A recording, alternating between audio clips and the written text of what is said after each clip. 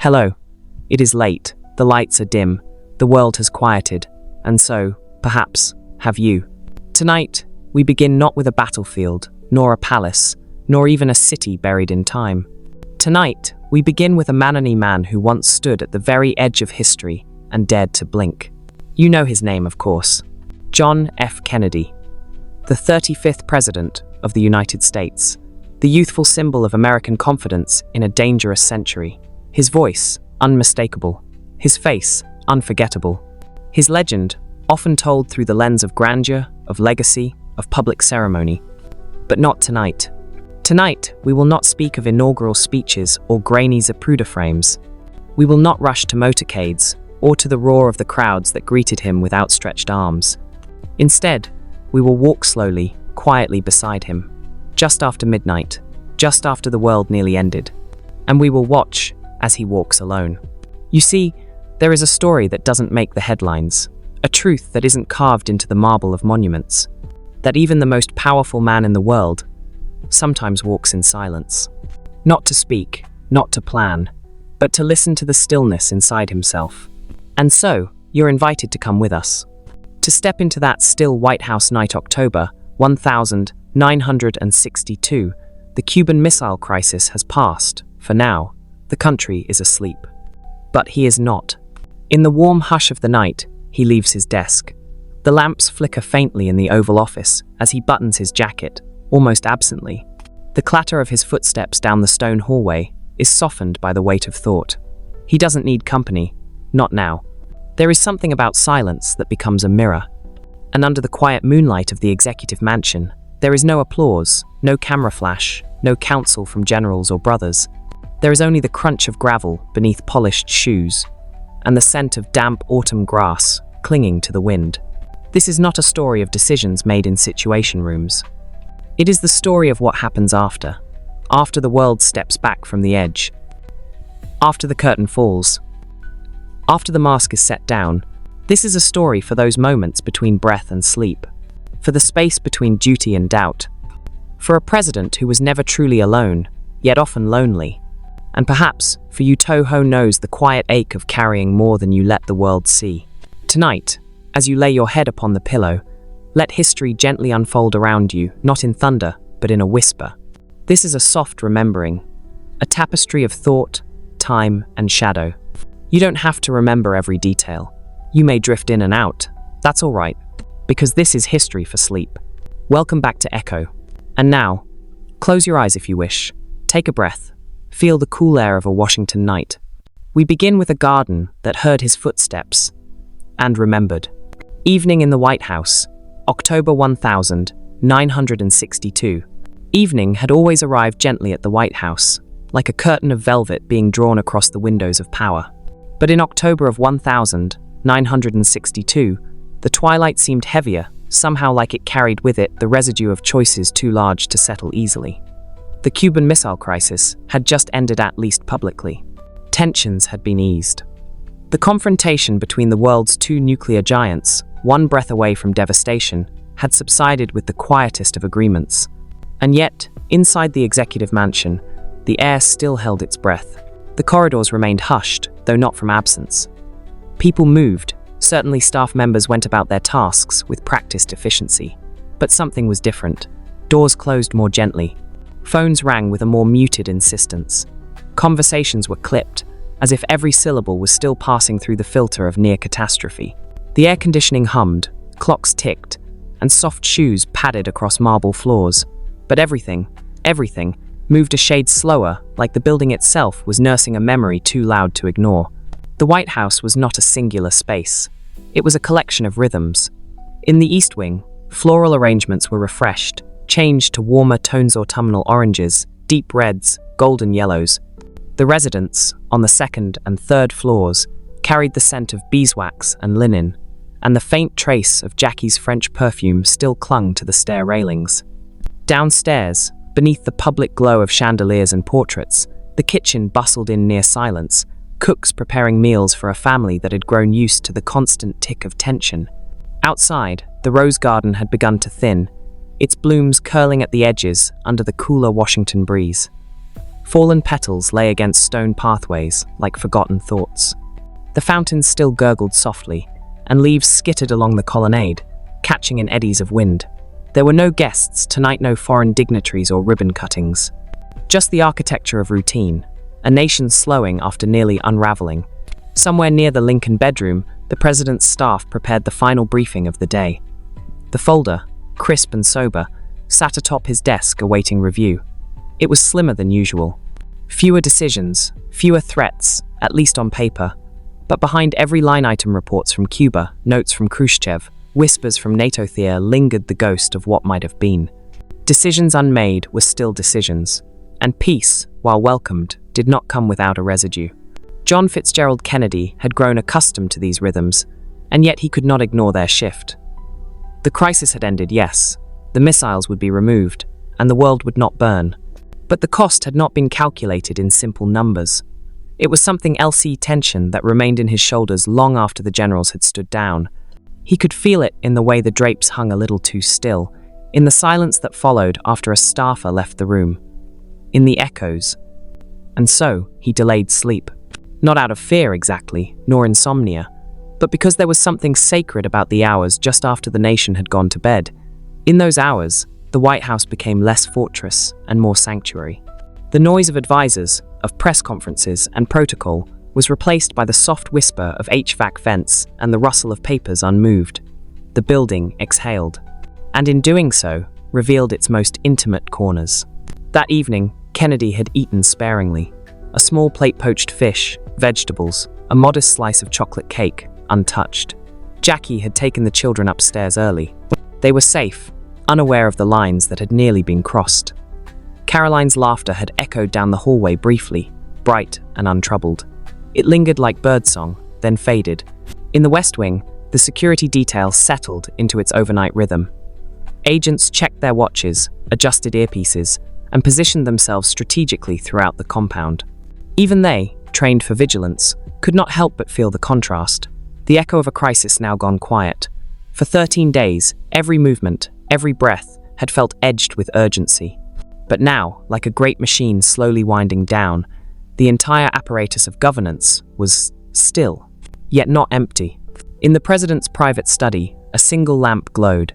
Its light cast long shadows on the wall bookshelves, portraits, an old rocking chair tucked in the corner.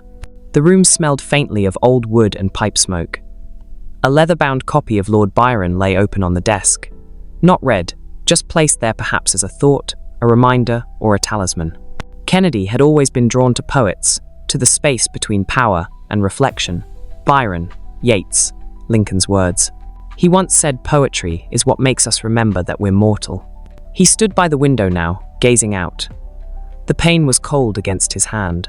The Washington Monument rose in the distance, pale and moonlit. A plane blinked lazily across the sky. Somewhere far away, someone else would be walking into their own kitchen, unaware of how close the world had come. The White House in October held its own kind of beauty. The gardens rustled, the south lawn shimmered with dew. Even the Secret Service posts, normally so clinical, seemed draped in softness. The harsh edges had melted into shadows.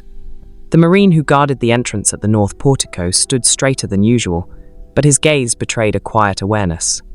This night was different. And within the walls, changes had already taken hold. Staffers smiled less. They spoke with softer tones.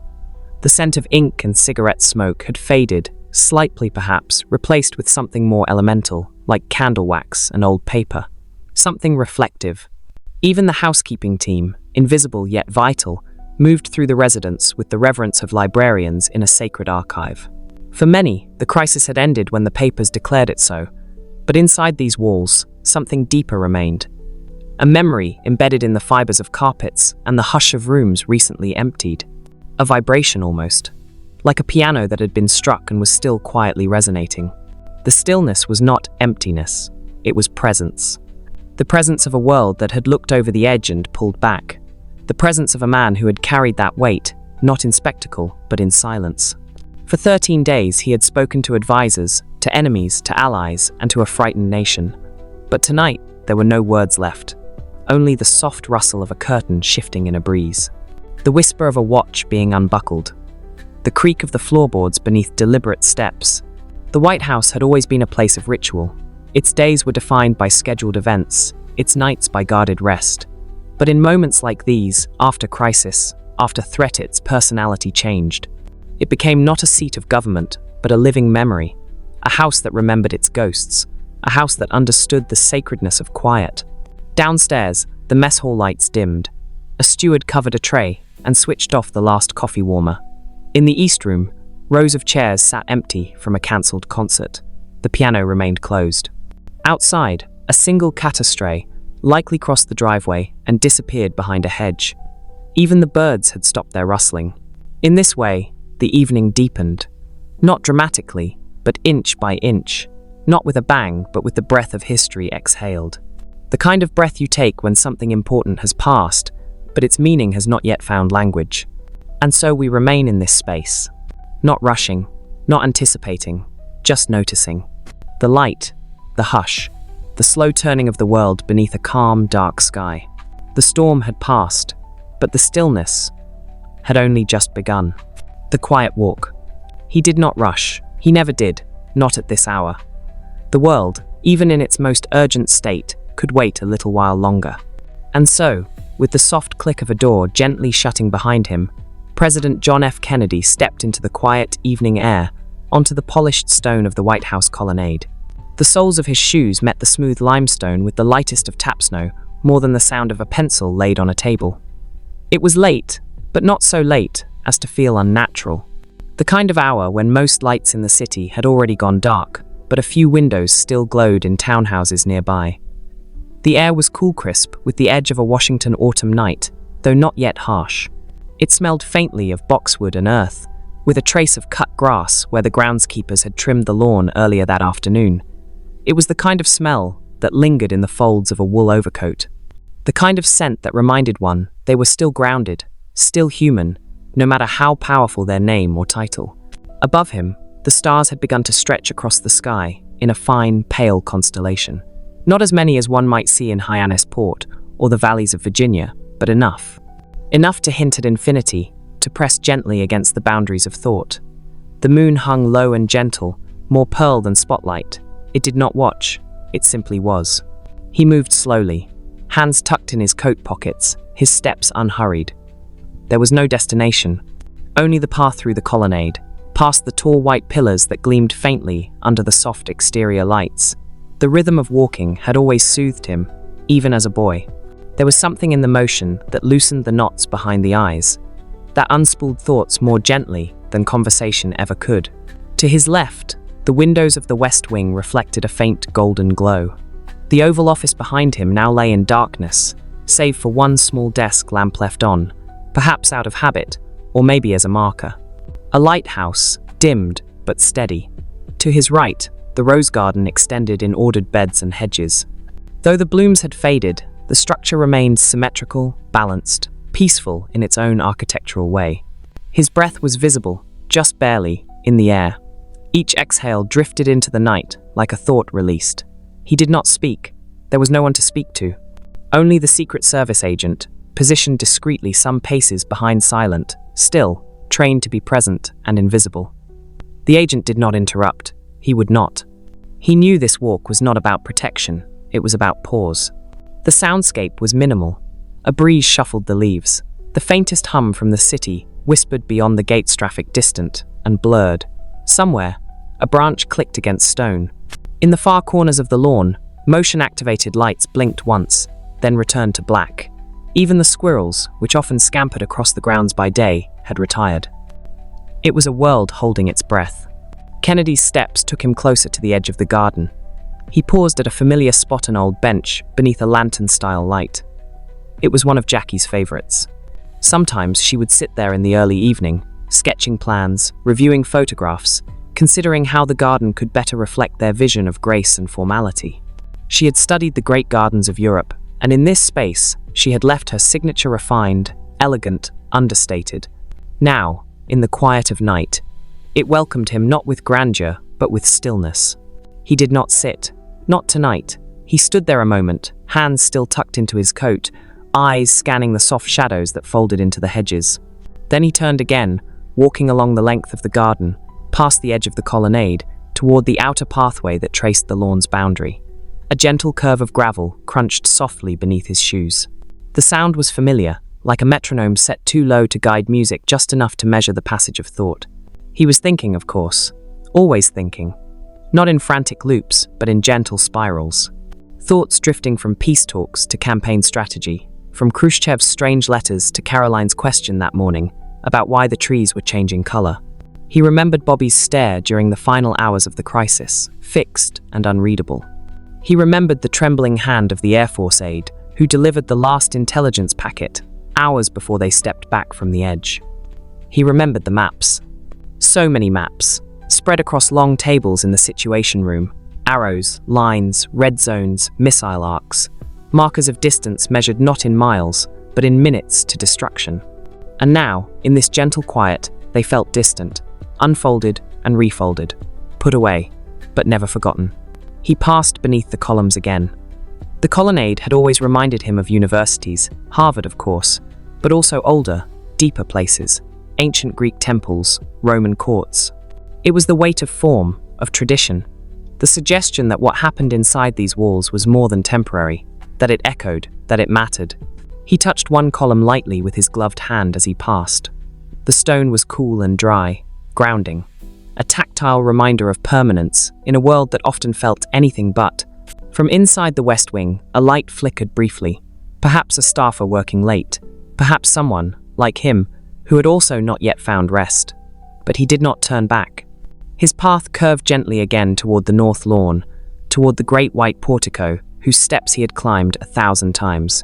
In public, always with purpose. In private, always with thought. His gait slowed further now, not from fatigue, but from intention. There was something about night air that invited slowness, that allowed each sound, each scent, each memory to rise more clearly. The honeysuckle, planted by the south fence, still held the faintest trace of sweetness. The old magnolia trees, whose branches curled like fingers, rustled softly in the breeze. And somewhere nearby, a distant owl called once low and hollow. He stopped near the Truman balcony and looked out across the ellipse. The city beyond was still. Lights blinked on the horizon, but they no longer felt threatening. The tension had drained, like heat from a teacup. What remained was residue, reflection, the kind that settles into bones only when silence is allowed to linger long enough. It was here, in this stillness, that he let his shoulders drop, just slightly, a gesture that no one would notice, but one that mattered. And if one could hear his thoughts, if the night air had the power to translate silence into story, perhaps it would speak of responsibility. Of the strange weight of knowing you held millions of lives in your hands. Of the paradox of leadership, that the closer you get to the summit, the more clearly you see the loneliness that surrounds it.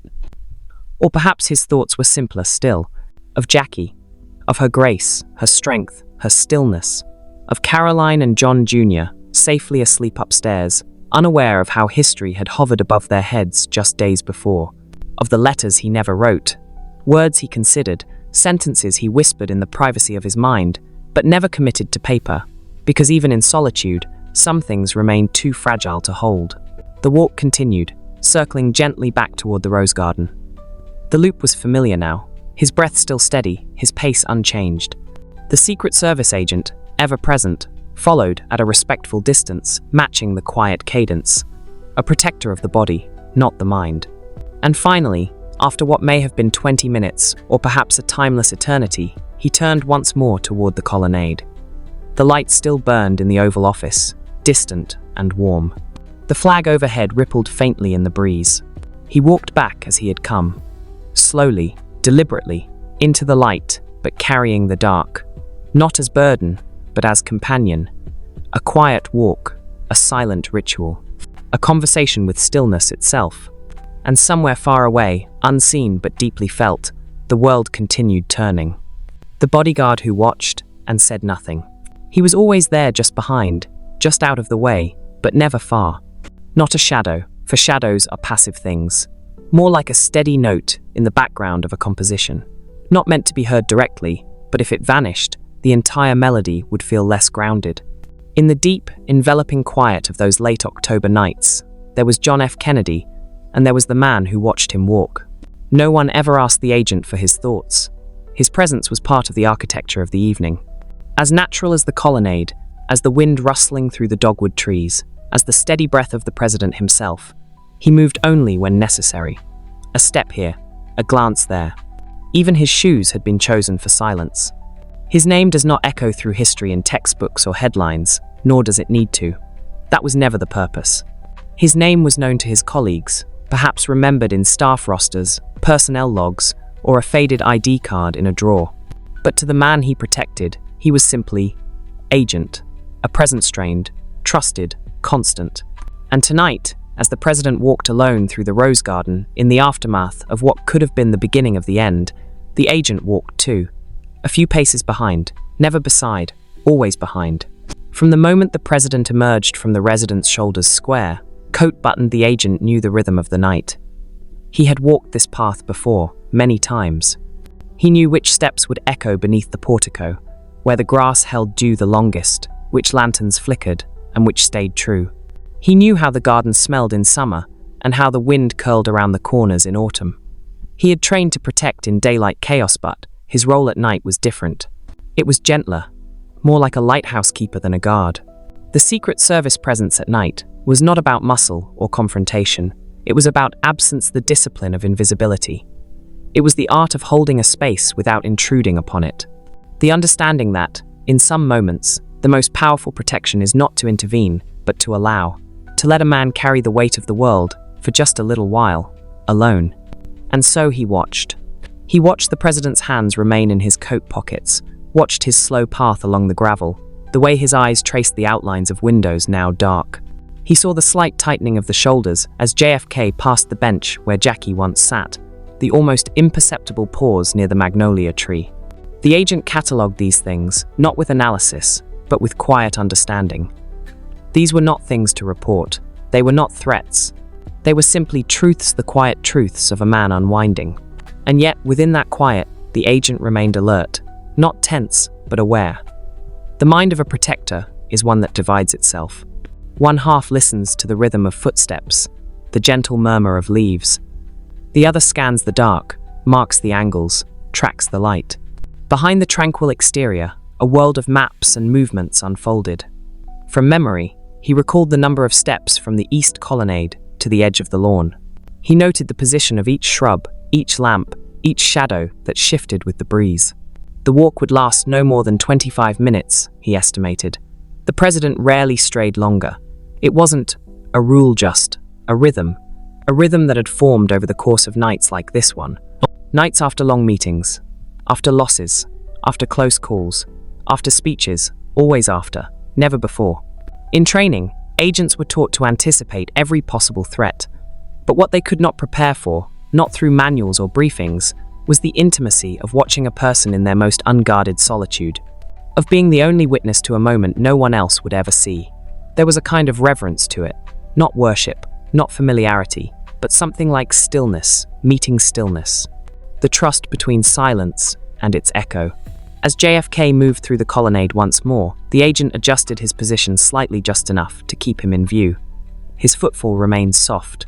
His hand rested lightly near his belt, not gripping, not readying, simply remembering, the cool metal of the radio against his hip, the subtle vibration of a watch beneath his sleeve, the layers of preparedness beneath the calm surface.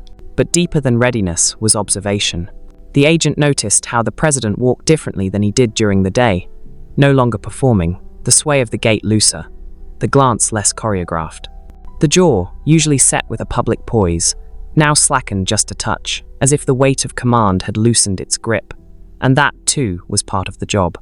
To watch a man shed his mask, not to record it, not to judge it, but to protect the space in which he could do so. He had learned, over time, to look for the things that did not move, the things that held their shape in darkness, the way the flag hung in certain winds, the glow from the Marine Guard's station, the soft pulse of an illuminated window in the family residence. And the president, when he paused, when he turned, momentarily lost in some private thought. Did the agent ever wonder what he was thinking? Perhaps, but only in the same way one wonders about the depth of an ocean while sailing across its surface.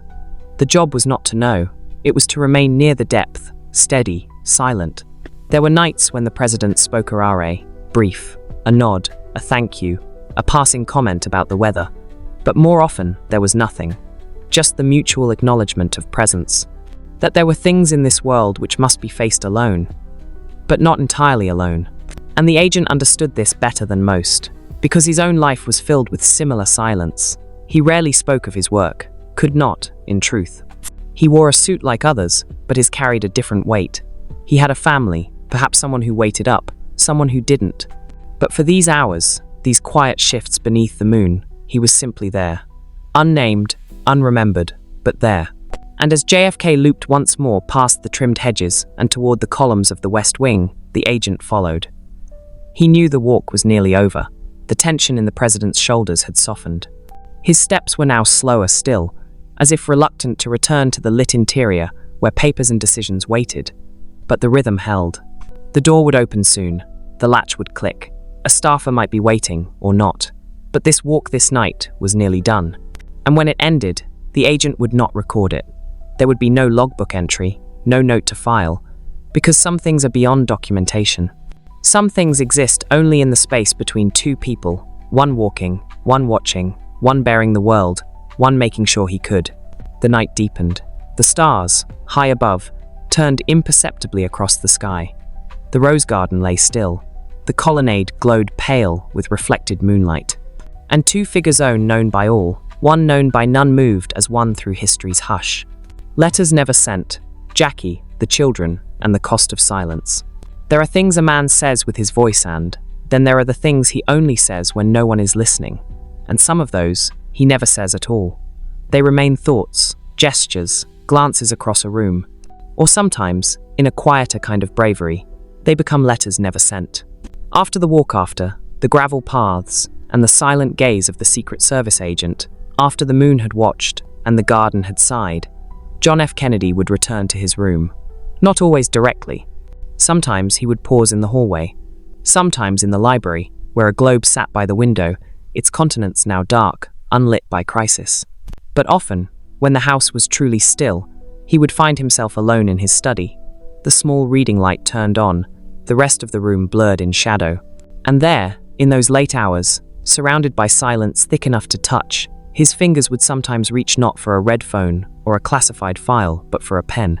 There are no official records of these moments. They are not noted in logs, nor archived in boxes. They exist, if they exist at all, in the blank spaces between recorded days.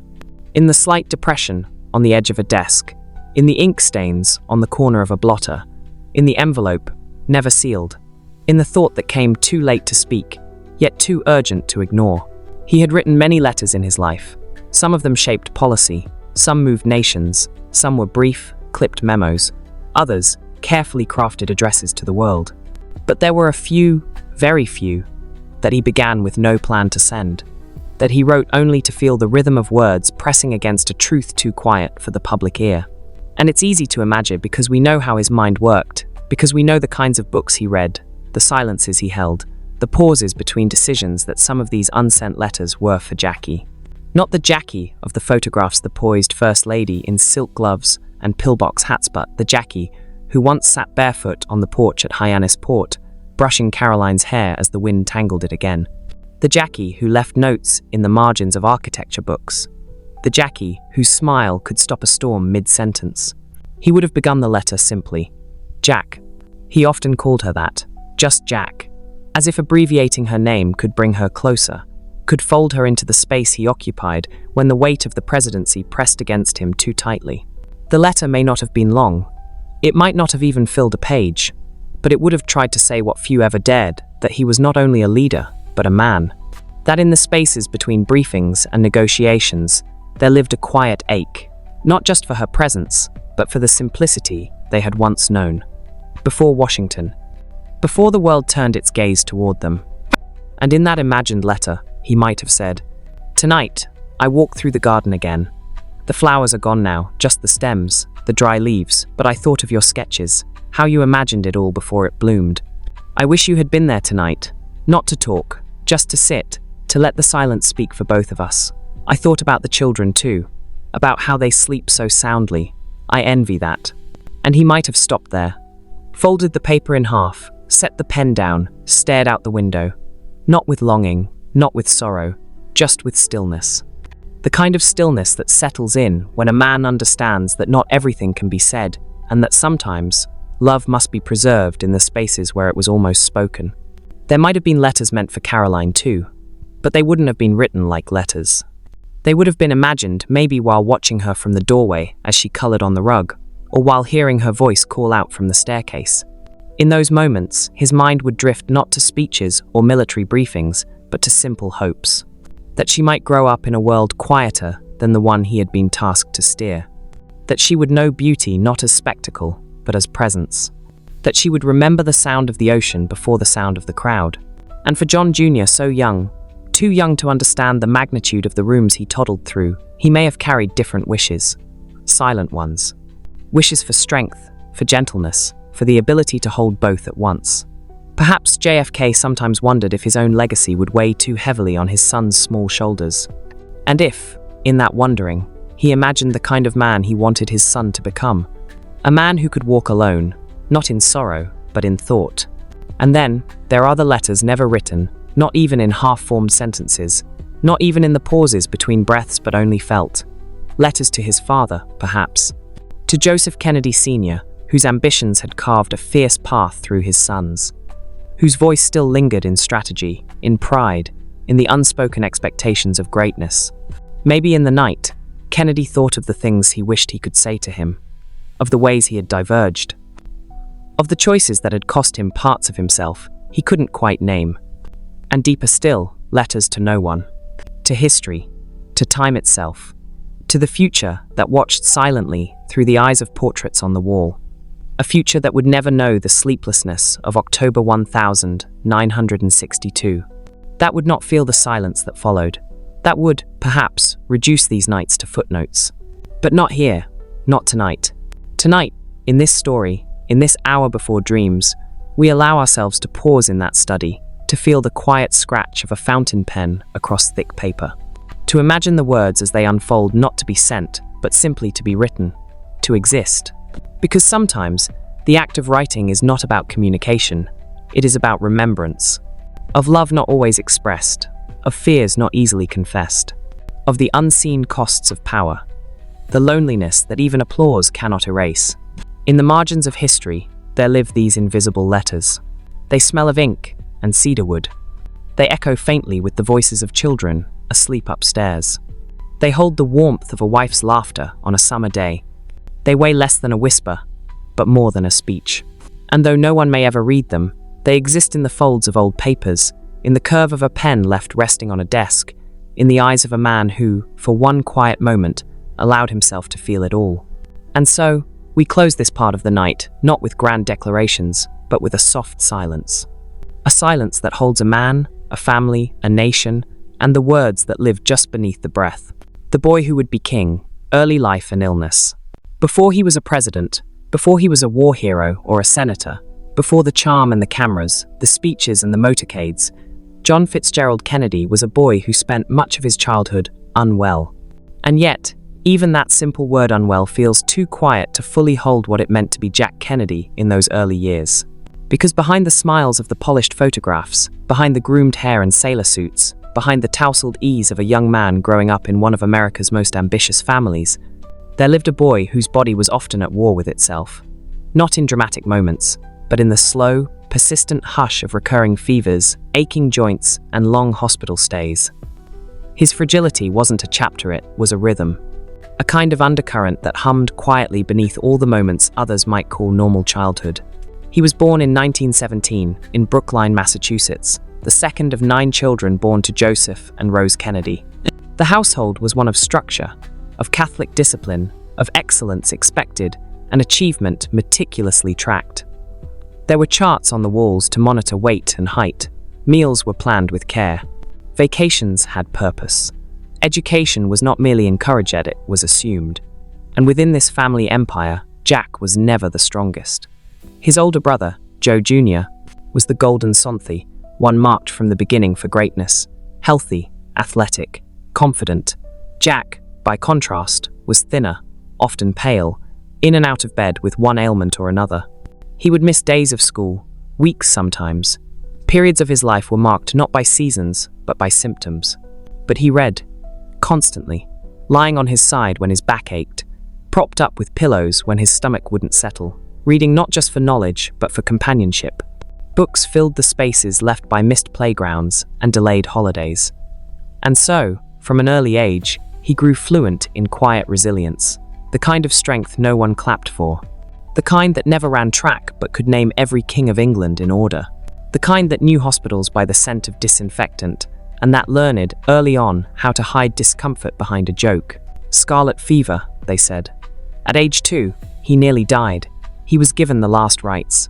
And though he recovered, it would not be the last time the line between life and death brushed his cheek. By adolescence, the problems multiplied. Colitis, ulcers, back problems, frequent infections. His immune system, it seemed, had never signed the contract for Camelot. But outside the quiet wars of his body, life carried on. He was sent to Chote, a prestigious prep school where he was known as bright, charming, and incorrigible. He wrote for the school newspaper, organized pranks, made friends easily, and yet, beneath the mischief, there were days he could barely stand upright. Letters from that period speak of headaches, low-grade fevers, and relentless fatigue. He would rally for a soccer game, collapse for a weekend, and reappear Monday morning with a crooked grin and a fresh one-liner. The performance had begun. Not of politics yet, but of energy-summoning vitality from somewhere deep, offering it like theatre to a world that demanded it. And Harvard followed. There too, he was well liked. He studied political philosophy, history, government.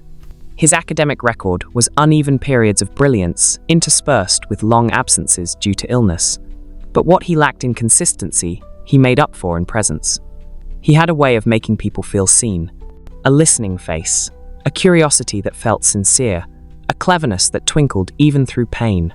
Still, doctors were a constant. He took medications that strained his kidneys. He developed Addison's diseasean adrenal disorder that left him exhausted, unable to produce vital hormones naturally.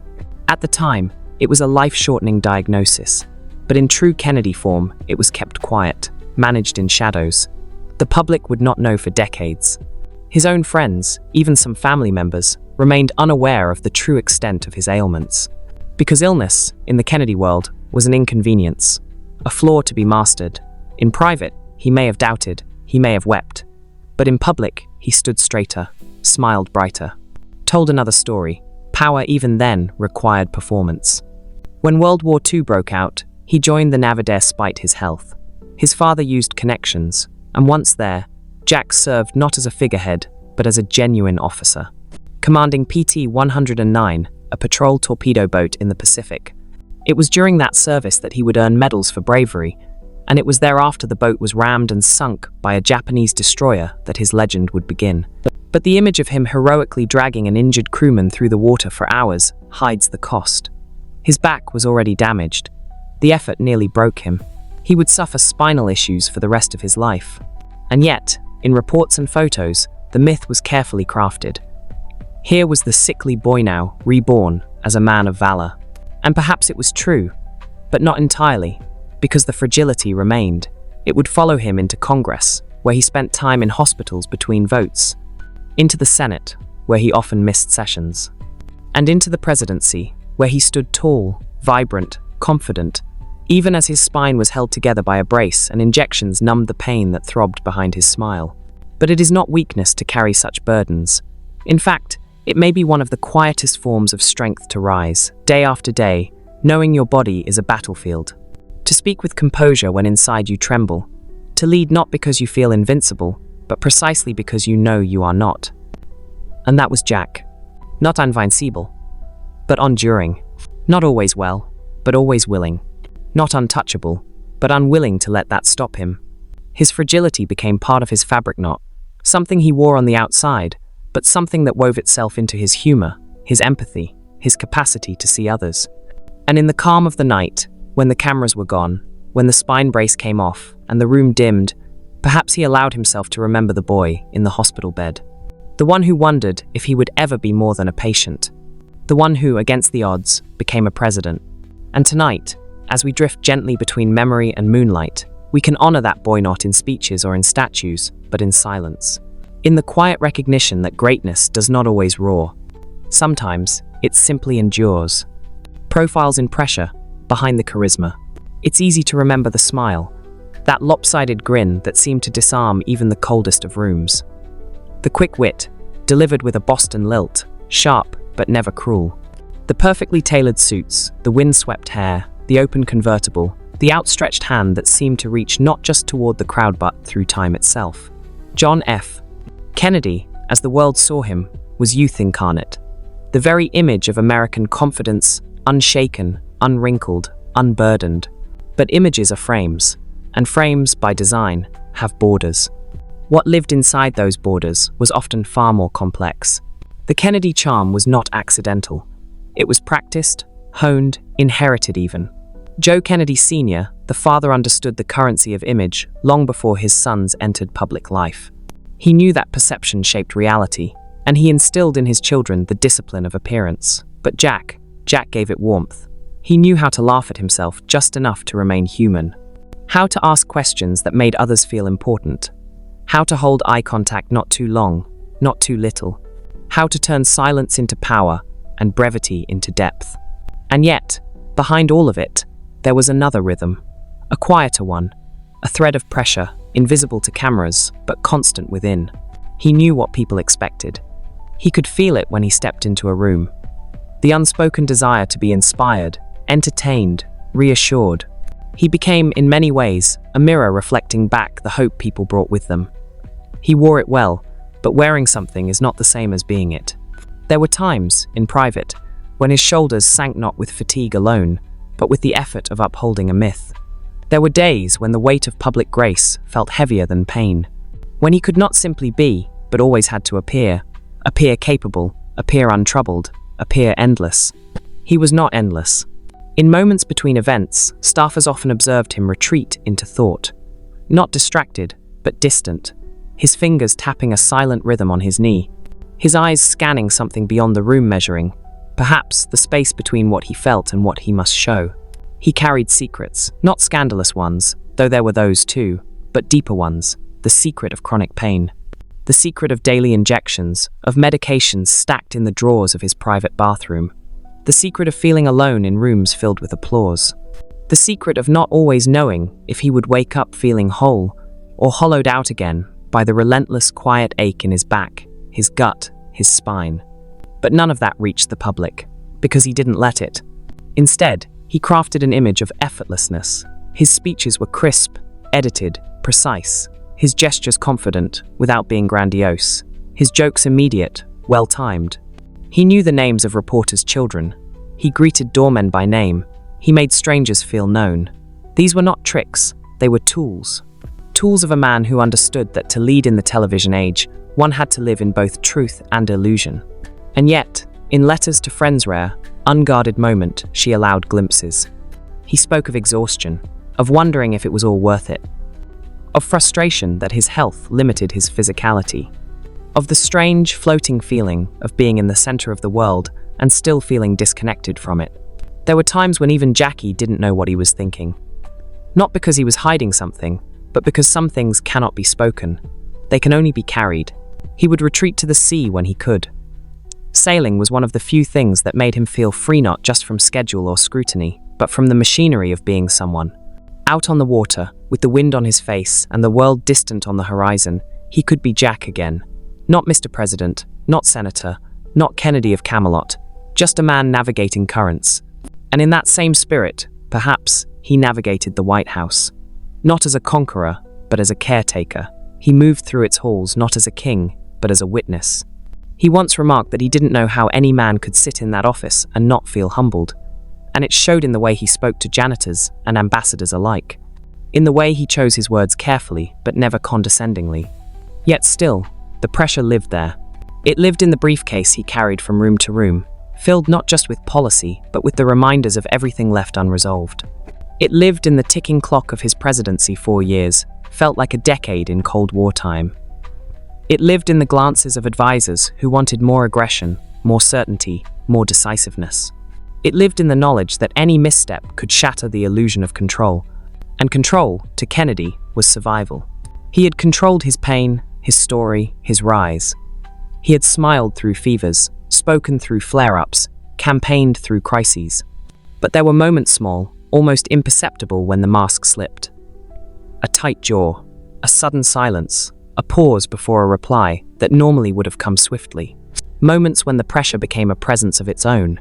Those closest to him could sense it. Bobby, his brother, understood it better than anyone. Their bond was forged, not just in family, but in shared burden. Bobby was Jack's moral compass, his steel when charm would not suffice. He knew the cost of charisma, knew the nights when Jack did not sleep, knew the fear that came after the adrenaline wore off. Because that's what pressure often does. It waits. It waits until the speeches are over. Until the doors are closed. Until the tie is loosened. Until the man behind the president sits down and exhales.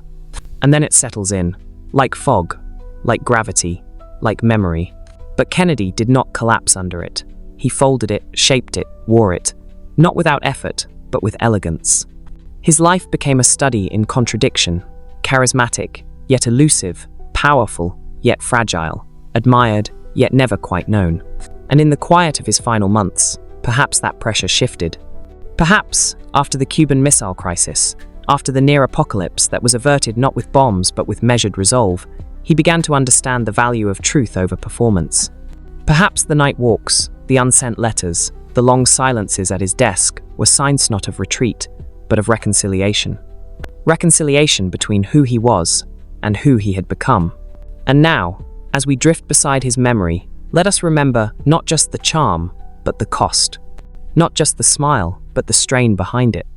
Not just the leader, but the man who lived beneath the image.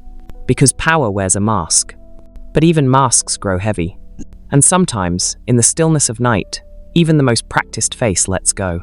13 days, the Cuban Missile Crisis unfolds. There are weeks in history that pass like shadows quiet, barely noticed, slipping beneath the rhythms of ordinary time. And then there are weeks that thrum like a pulse in the bones of the world. Weeks when the clock doesn't tick, but lurches forward, hesitant and heavy. Weeks when silence in one room means sirens in another. For John F. Kennedy, one such stretch unfolded across 13 days in October of 1962. 13 days that would come to define not just a presidency but the edge of history itself. And yet, it did not begin with alarms. It began with photographs. The date was the 16th of October, a Tuesday. The light outside the Oval Office was soft, autumnal, filtering in through the windows in long slats across the rug. The president had just returned from a campaign trip. The country was thinking about midterms, about gasoline prices, about baseball. But in a small, windowless room at Langley, analysts were studying grainy black and white images captured by a U-2 spy plane. Images of shapes, lines, angles that should not have been there.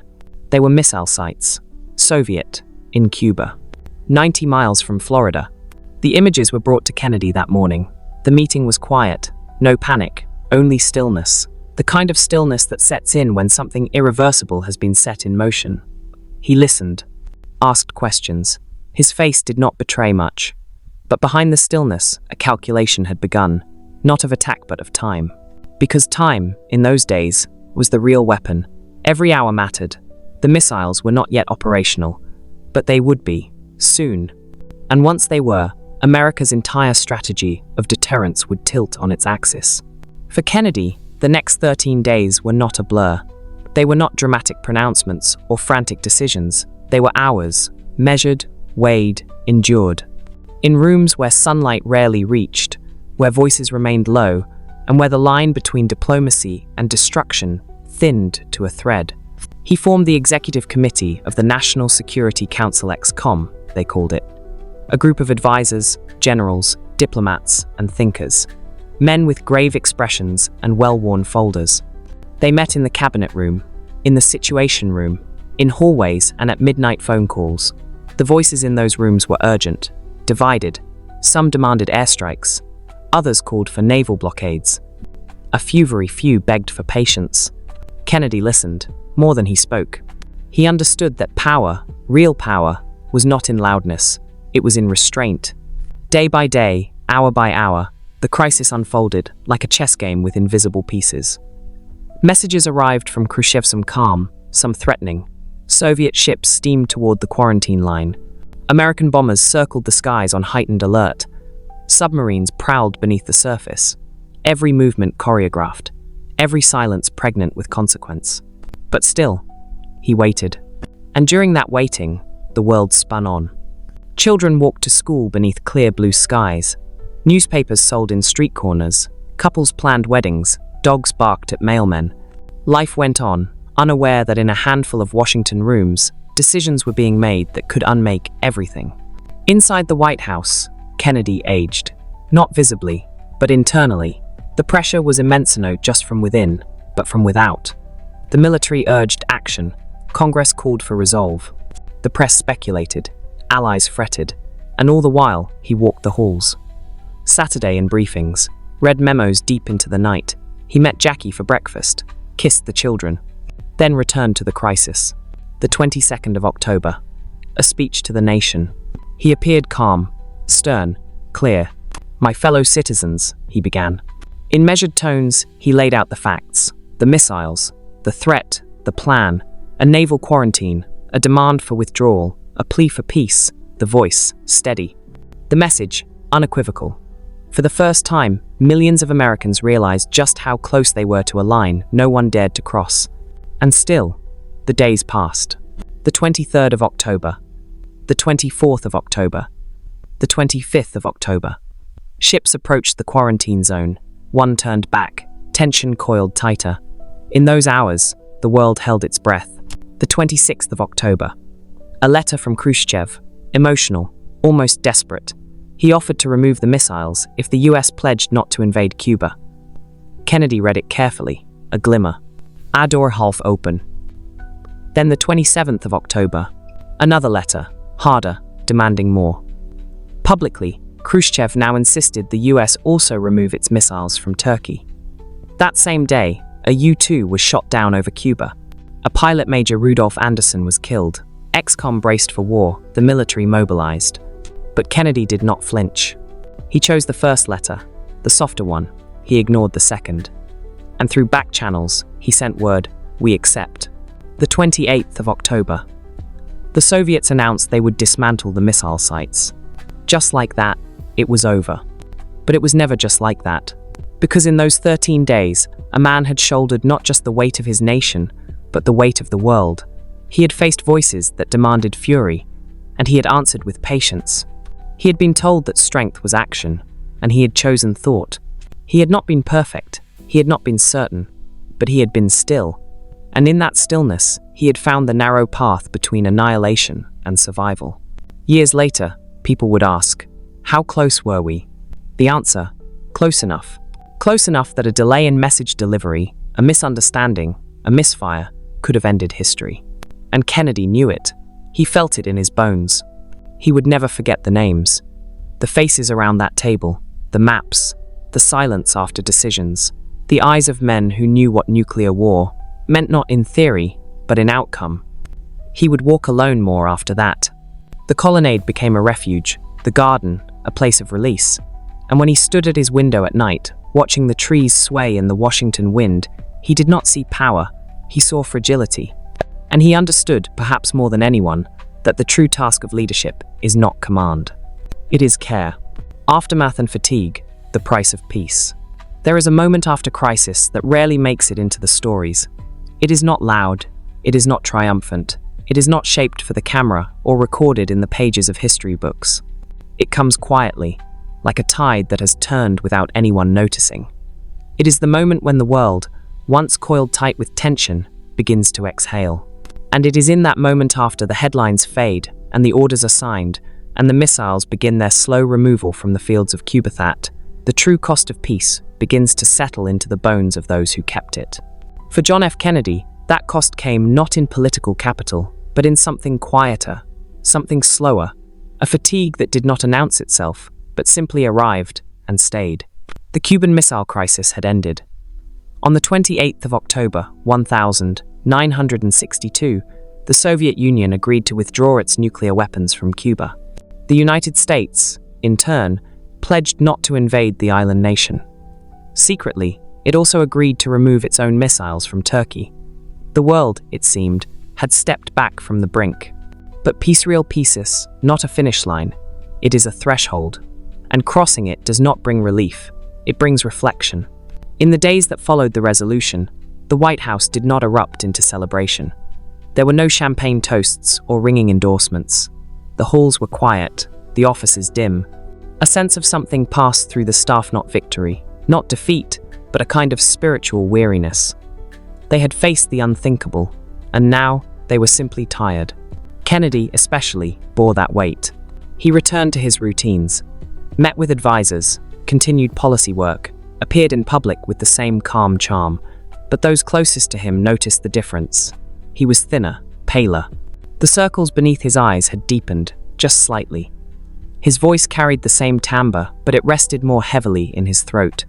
He walked the colonnade more often, spoke less in meetings. He had not broken, but something inside him had shifted. It wasn't fear, it wasn't even regret, it was the gravity of near catastrophe. The knowledge that for 13 days he had held the world in his hands, not symbolically, but quite literally. And though peace had prevailed, it had come at a price he had not yet finished calculating. The pressure had left its mark, not in scars or statements, but in the subtle contraction of the spirit. He had learned, perhaps, that strength was not the absence of vulnerability, but the ability to endure it silently. He received letters, thousands of them, from mothers thanking him for choosing diplomacy, from soldiers grateful not to be deployed, from citizens who had spent nights sleeping beside transistor radios, breath caught in their chests. They praised his calm, his courage, but he read them with a quiet detachment. Not because he was ungrateful, but because he knew something they didn't. That peace is not a single act, it is a series of decisions made in darkness. He had felt it in the Oval Office at midnight, staring at satellite photos under dim lamps. In the cabinet room, listening to generals call for airstrikes with voices that did not shake. In the silence of his bedroom, where Jackie lay sleeping beside him, unaware that upstairs in the residence lived a man who had stared into the abyss and chosen patience instead of panic. The fatigue came most deeply in those private hours. At night, he would sit in his leather chair, alone, sometimes still in his suit, tie loosened but not removed. The air would be still. The city outside would be breathing again. Washington traffic, late-night televisions flickering, the Capitol dome shining softly in the distance. But inside, the silence returned. Not heavy, not hostile, just complete. He would read. Sometimes poetry, sometimes dispatches, occasionally nothing at all. Just sit. His hand resting on the arm of the chair, the lamp casting a soft pool of light across the rug. He thought about what had not happened, about the cities that had not burned, the children who had not grown up in fallout, the fields that had not become ash. And it was in those thoughts that the weight of peace became real. Because it had not come cheaply, it had demanded nerve, discipline, silence, and isolation. He had not confided much during those days, not even to Jackie. There had been no time, and even if there had been, the burden was not something that could be shared. It could only be carried, quietly, and alone. That kind of burden leaves echoes. He would often gaze out the window now, not seeing what was there, but what had nearly been. A mushroom cloud over Miami, sirens in the night, headlines of endings. He had stared down that future and now lived in a present that felt just slightly out of focus. And yet, the world went on. There were meetings about the economy, speeches about civil rights, plans for re-election. Kennedy returned to them all, but not with the same pace. He slowed, just a little, not visibly, not publicly, but internally. The gears turned more carefully. The smile came just a beat later. The handshake lingered a second longer, as if he was learning to feel again after holding still for too long. His staff noticed he lingered more often at the window, that he took longer walks in the evening, that he reread old letters, old notes, that he asked more often about the children, that he began to talk about legacy not in grand terms, but in quiet ones. What would last? What would be remembered? He once said to an aide, quietly, "It's not whether we live through this, it's whether we learn from it." And in those words, the price of peace becomes clear. Because peace, when won through restraint, through diplomacy, through silence, leaves behind no parade, only contemplation. And fatigue. Not the fatigue of a body, but the fatigue of a soul that has passed through fire without leaving a trace. The kind of weariness that comes not from what one has done, but from what one has prevented. The public moved on, of course, as they always do. The news cycles turned. The crisis faded into memory. But for Kennedy, it never truly ended. It remained like a shadow at the edge of vision, like a cold spot in a warm room. He carried it in his posture, in the way he shook hands with world leaders afterward, in the way he looked at his children as they played beneath the trees, and perhaps, most of all, in the way he walked through the rose garden in the weeks that followed. Alone, silent, not haunted, not regretful, just aware. Aware of the fragility of it all. The way peace balances on the thinnest of wires. The way leadership can feel like quiet desperation. The way decisions made in silence can echo louder than bombs.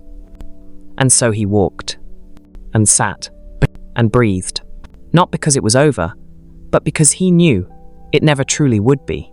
The myth of Camelot constructed grace. History rarely tells us when myths begin. They do not arrive with headlines or ceremony. Instead, they form quietly, like mist collecting along the edges of memory. They are born not from facts, but from feelings what we wish had been, what we needed to believe.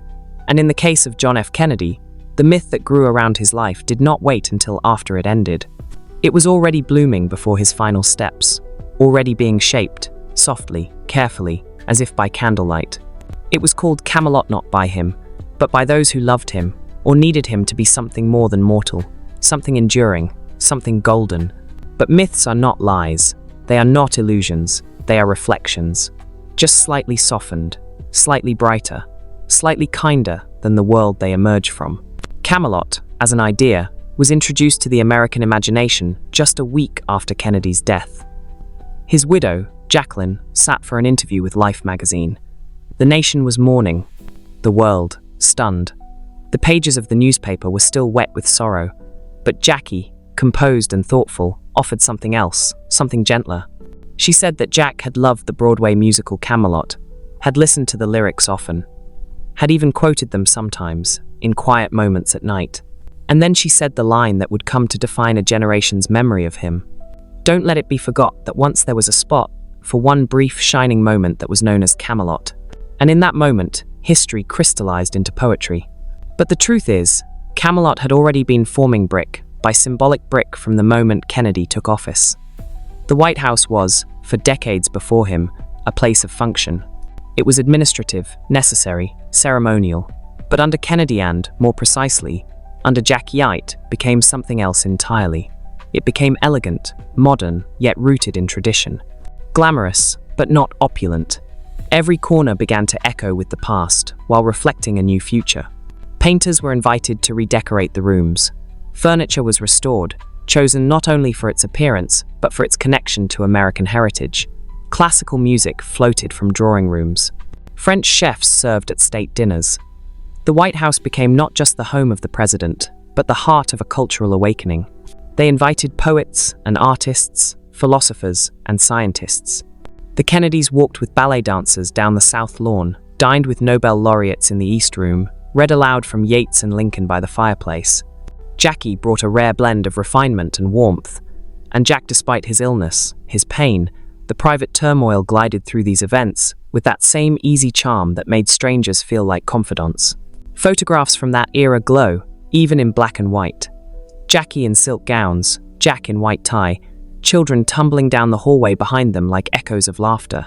They were young, beautiful, inspiring, and the public, hungry for hope after a decade of war and cynicism, took to them not only as leaders, but as symbols.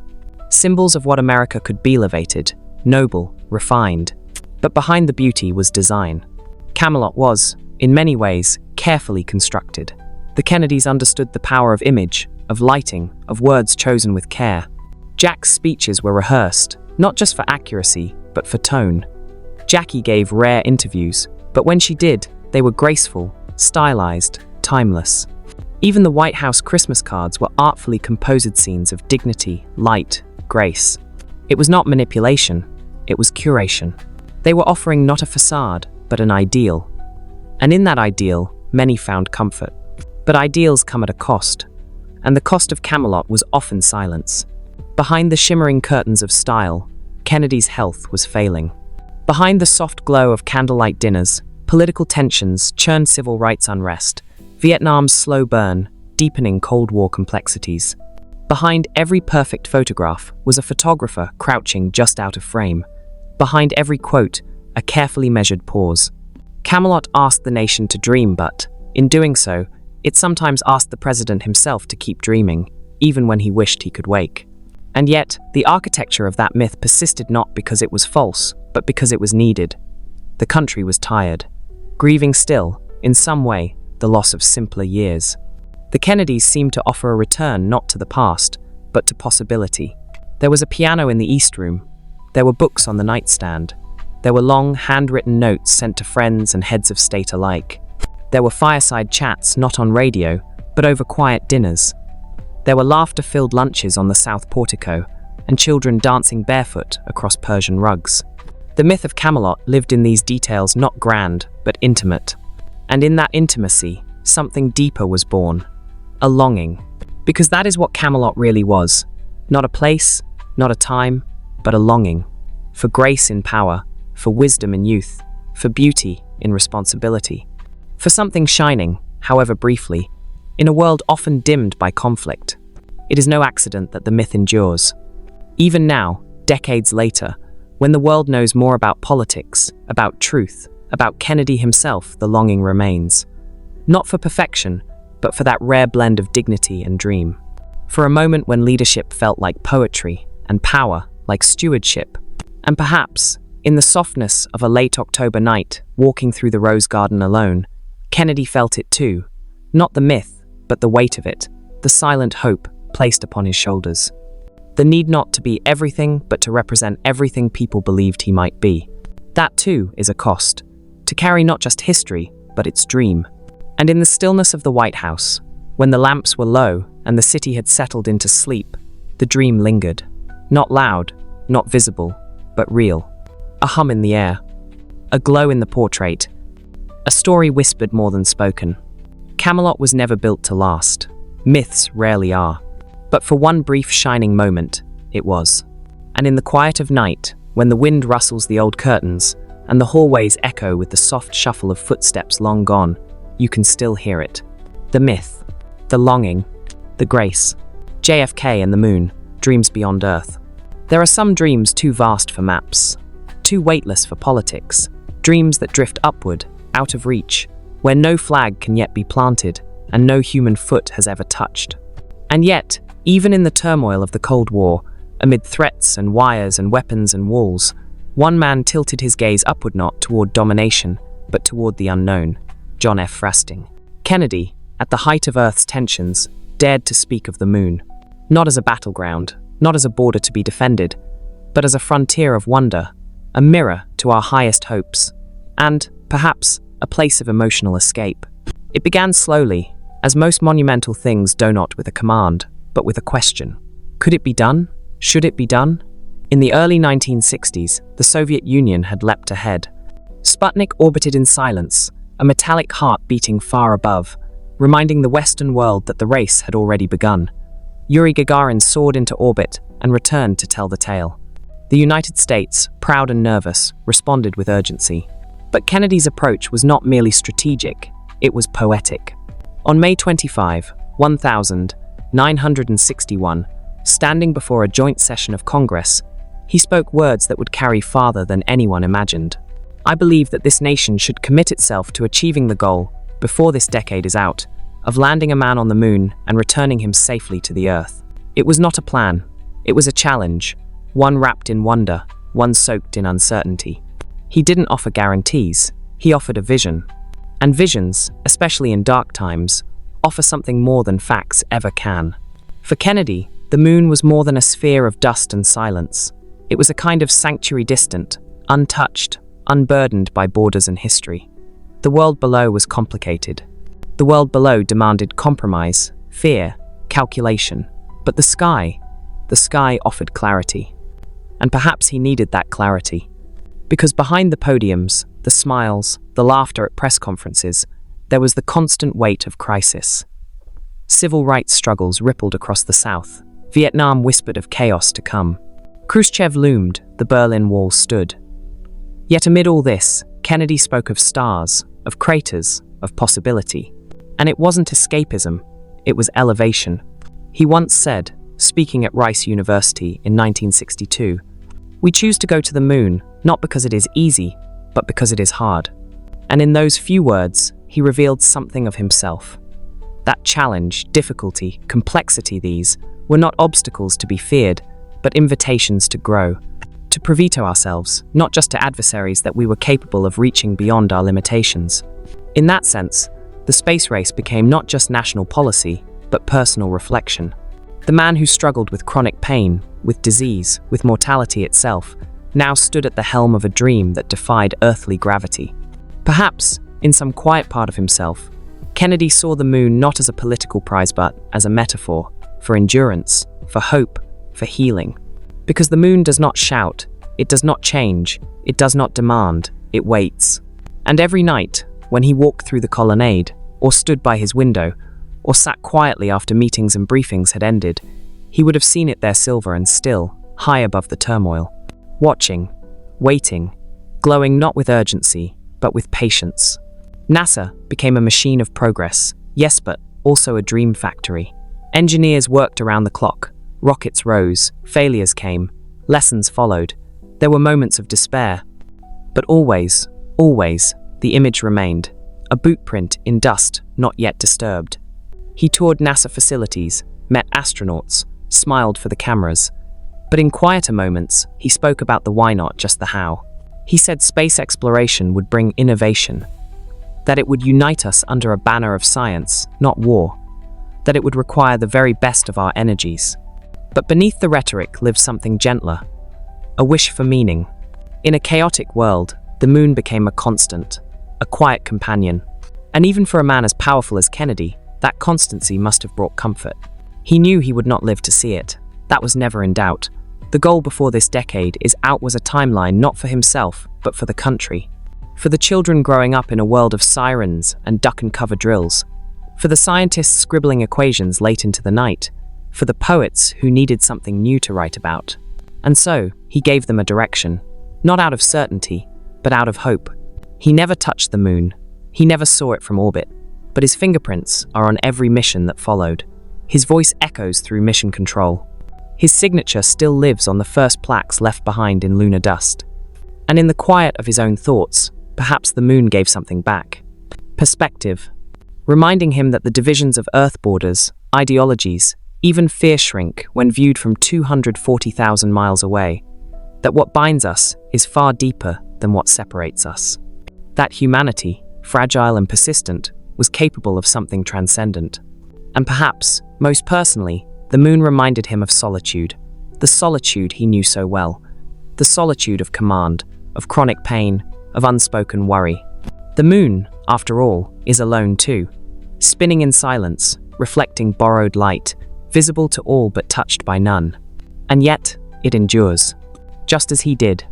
And so, tonight, as you lie quietly in the dark, with the faint hum of memory and the soft pull of rest, picture him standing by the window, his breath fogging the glass, his gaze lifted not in sorrow, not in escape, but in wonder.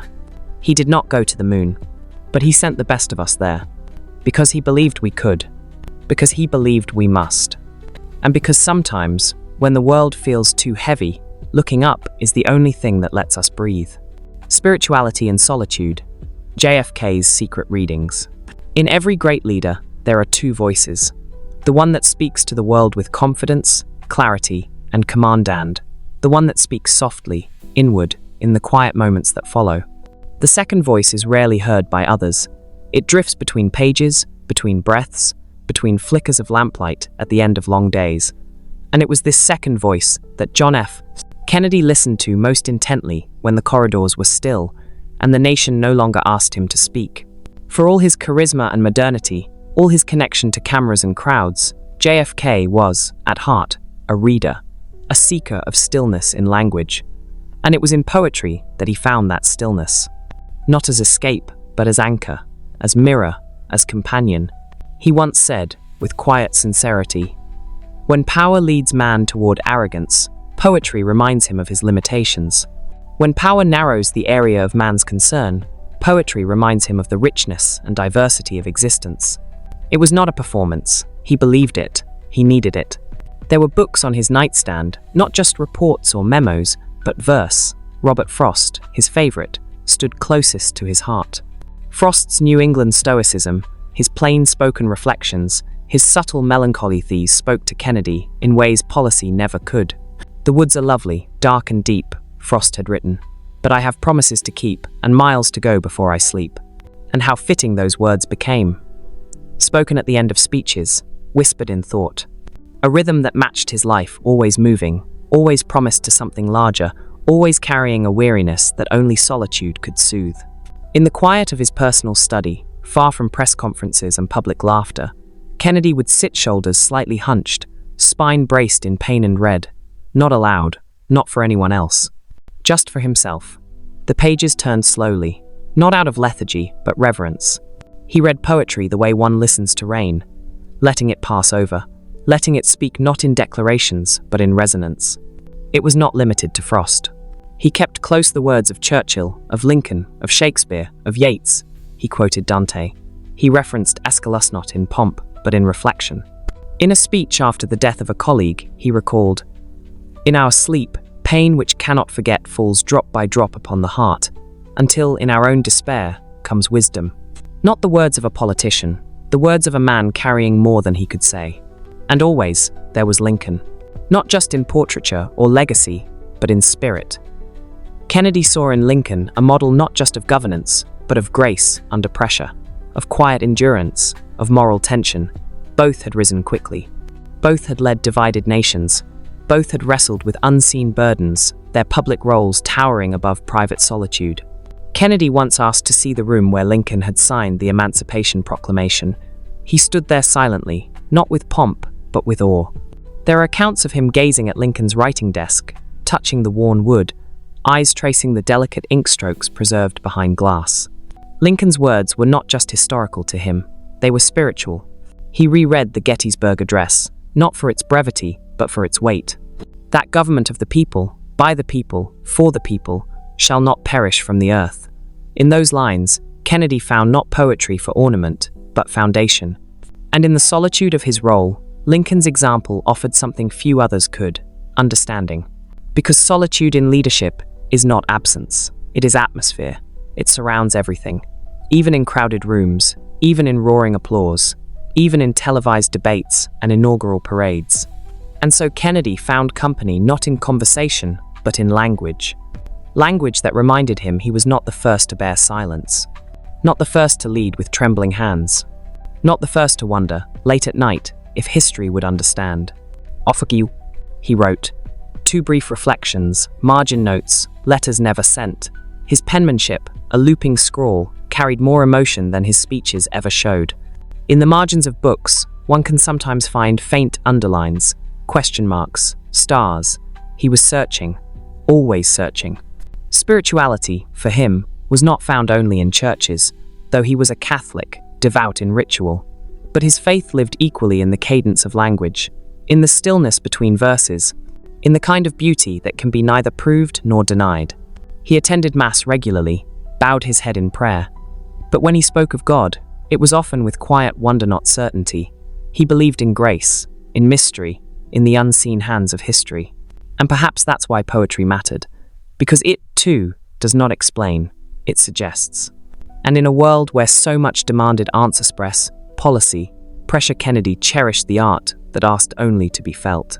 Late at night, when the residence dimmed, and the ticking of the mantel clock echoed through the chambers, he would sit by the window, sometimes with a book open, sometimes with a pen in hand, but often simply still. Outside, the wind stirred the trees, the city blinked with far-off lights, and inside, a man so often defined by brightness and motion sat in the deepest quiet of all. And there, in that quiet, poetry met him. Not to inspire, not to instruct, but to accompany, because that is what poetry does best. It walks beside us, through pain, through memory, through questions without answers. And in that soft companionship, Kennedy, so long the face of action, found something even deeper. What he feared most, an unwritten future. There are fears that rise loudly, demands, shouts, crises that batter the mind like sudden storms. And then there are fears that sit silently in the background, like fog drifting slowly through a familiar room. John F. Kennedy, for all his calm presence and forward-facing strength, lived with both. He had seen the edges of disaster missiles, wars, riots, and had faced them with the measured resolve the world came to admire. But in his most private moments, when the voices of the day faded and the house fell quiet, there lingered a deeper, quieter unease. It was not the fear of death, though he knew that possibility intimately. It had brushed past him many times through illness, through war, through the risks of politics and the weight of leadership. Rather, it was something more abstract, more persistent. A fear not of ending, but of not finishing, of being interrupted. An unwritten future. Kennedy was a man who thought ahead not just in policies or speeches, but in vision.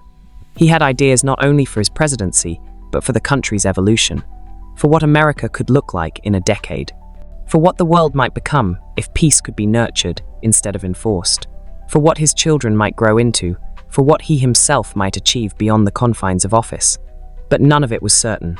And perhaps that was the quietest weight he carried, the recognition that legacy, though sculpted carefully, could be swept away in a moment.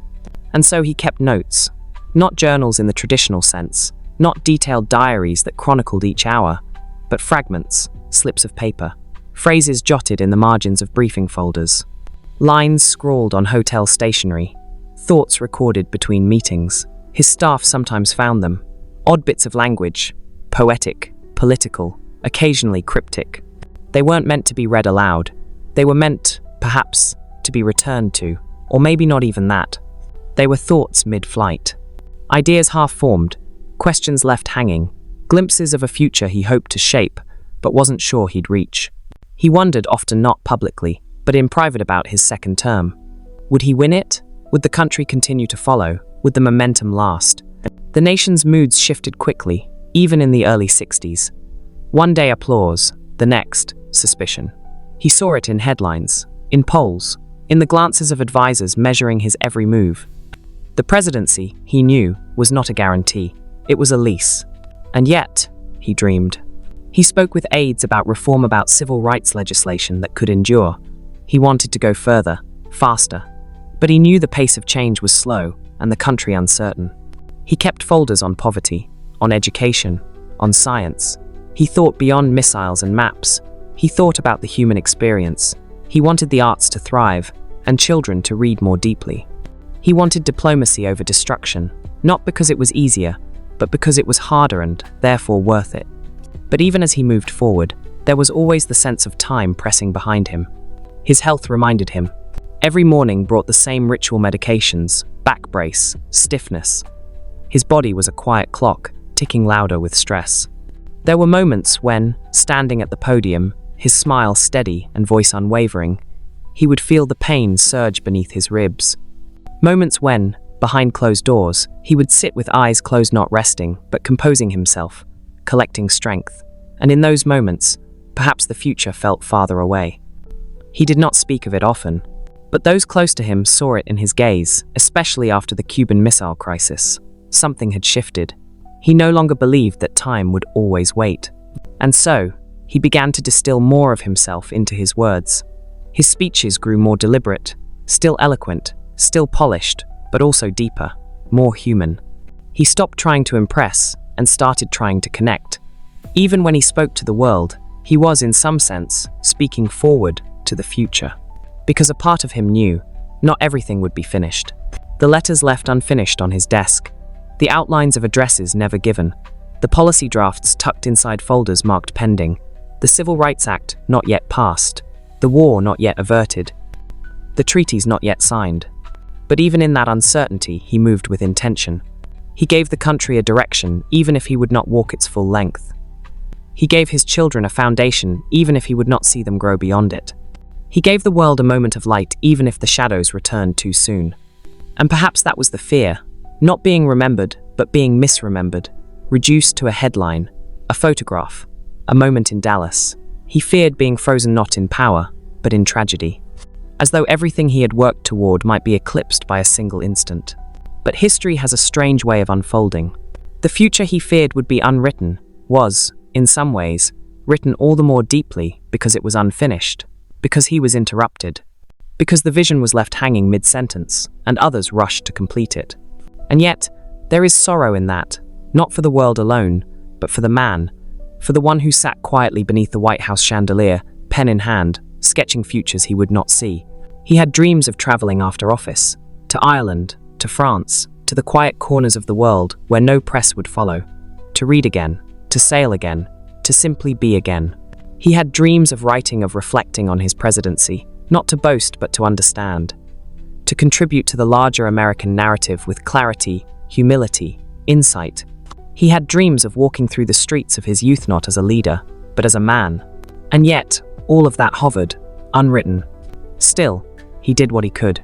He passed along his questions. He carved his voice into the wood of the moment. He let his thoughts fly forward, trusting that someone someday might catch them, might build upon them, might continue. And in the end, perhaps that is all any of us can do. To write what we can, to speak while we have breath, to lead with both strength and doubt, and to hope that our unfinished thoughts might one day become the foundation for something more.